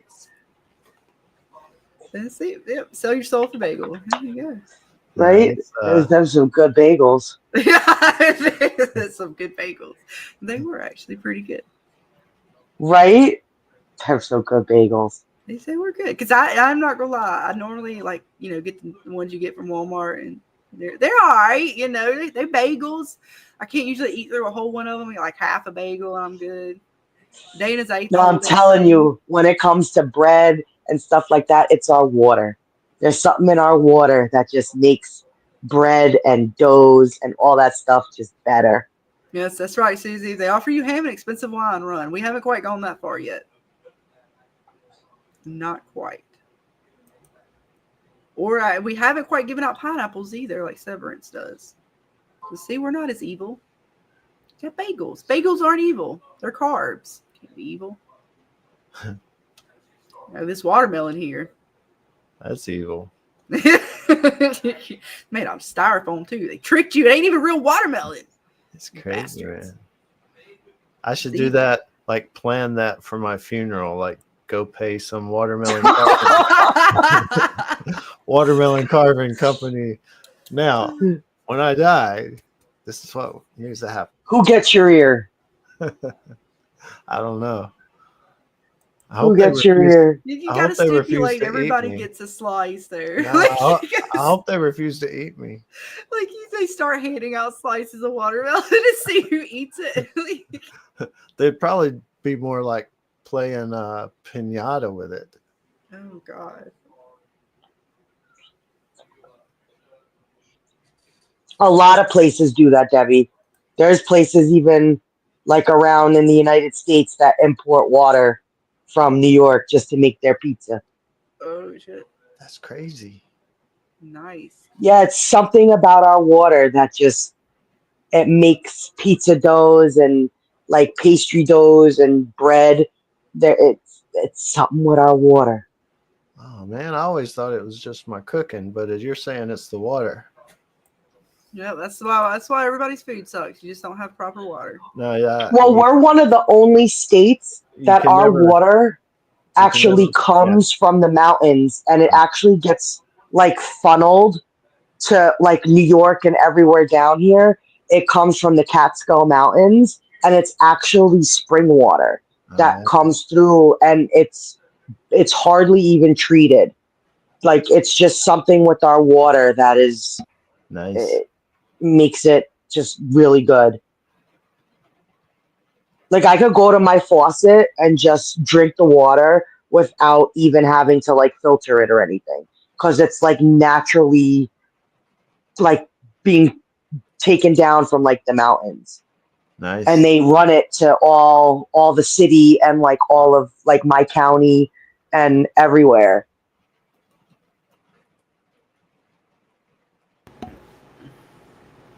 How about that? Right? Where is it? The more you know. Hang on. I'm not on my media assets fast enough for that, Dana. Nice. Fun fact. That's right. But it is after midnight for me. So it is pumpkin time, ladies and gentlemen. We are going to close it down, wrap it up for tonight, and we shall hopefully be back tomorrow night, Monday. We'll be back very soon to cover Yellow Jackets, and then, of course, always waiting for the next episode of Severance. And then who knows what else we may get into this week if life allows, as always. But it has been a pleasure, as always, to spend it with you two on panel and hang out with all you guys in chat. Get to hear what you guys think about these crazy shows as well. So I thank you all for joining us. It was fun. It was a good stream, guys. It was fun. Yes, I agree. And I We hope to get James back on. Hopefully, maybe we might have to do it tomorrow night just so we can get James back on. And for Susie's birthday, of course. That is even more important. Whoop, whoop. But until then, we hope you all had a great time hanging with us tonight. And we will see you all on the next one, guys. Next one, guys. I was saying guys and bye at the same time. Yeah, we're turning into pumpkins. That's it. That's what's new words. We are making new words right here on the channel. Like, that's what happens when you get sleepy. It gets past that time of coherentness. And words don't matter anymore. Nope.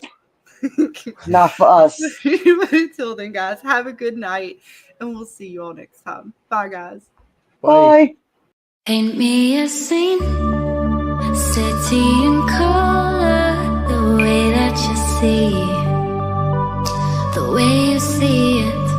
Don't you wish that I could give you? I could give you everything. 1, 2, 3, and my heart is racing. Can't fall asleep, I got my mind in a throw. Weightless, floating through the day. Trust that I'll be okay. I'm happy alone, but I let it go. Waiting for you.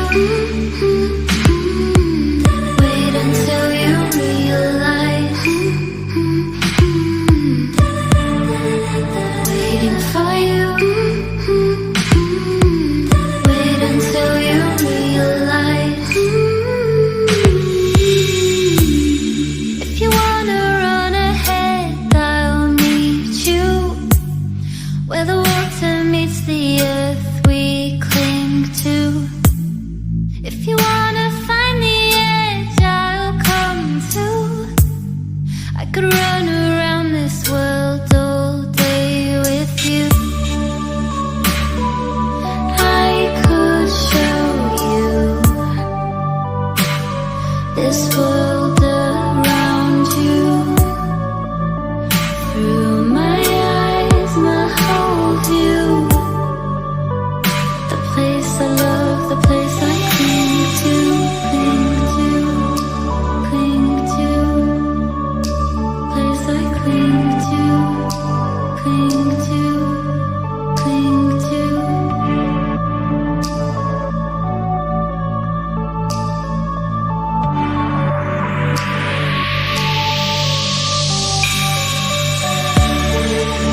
Waiting for you. Wait until you realize. Waiting for you. Wait until you realize.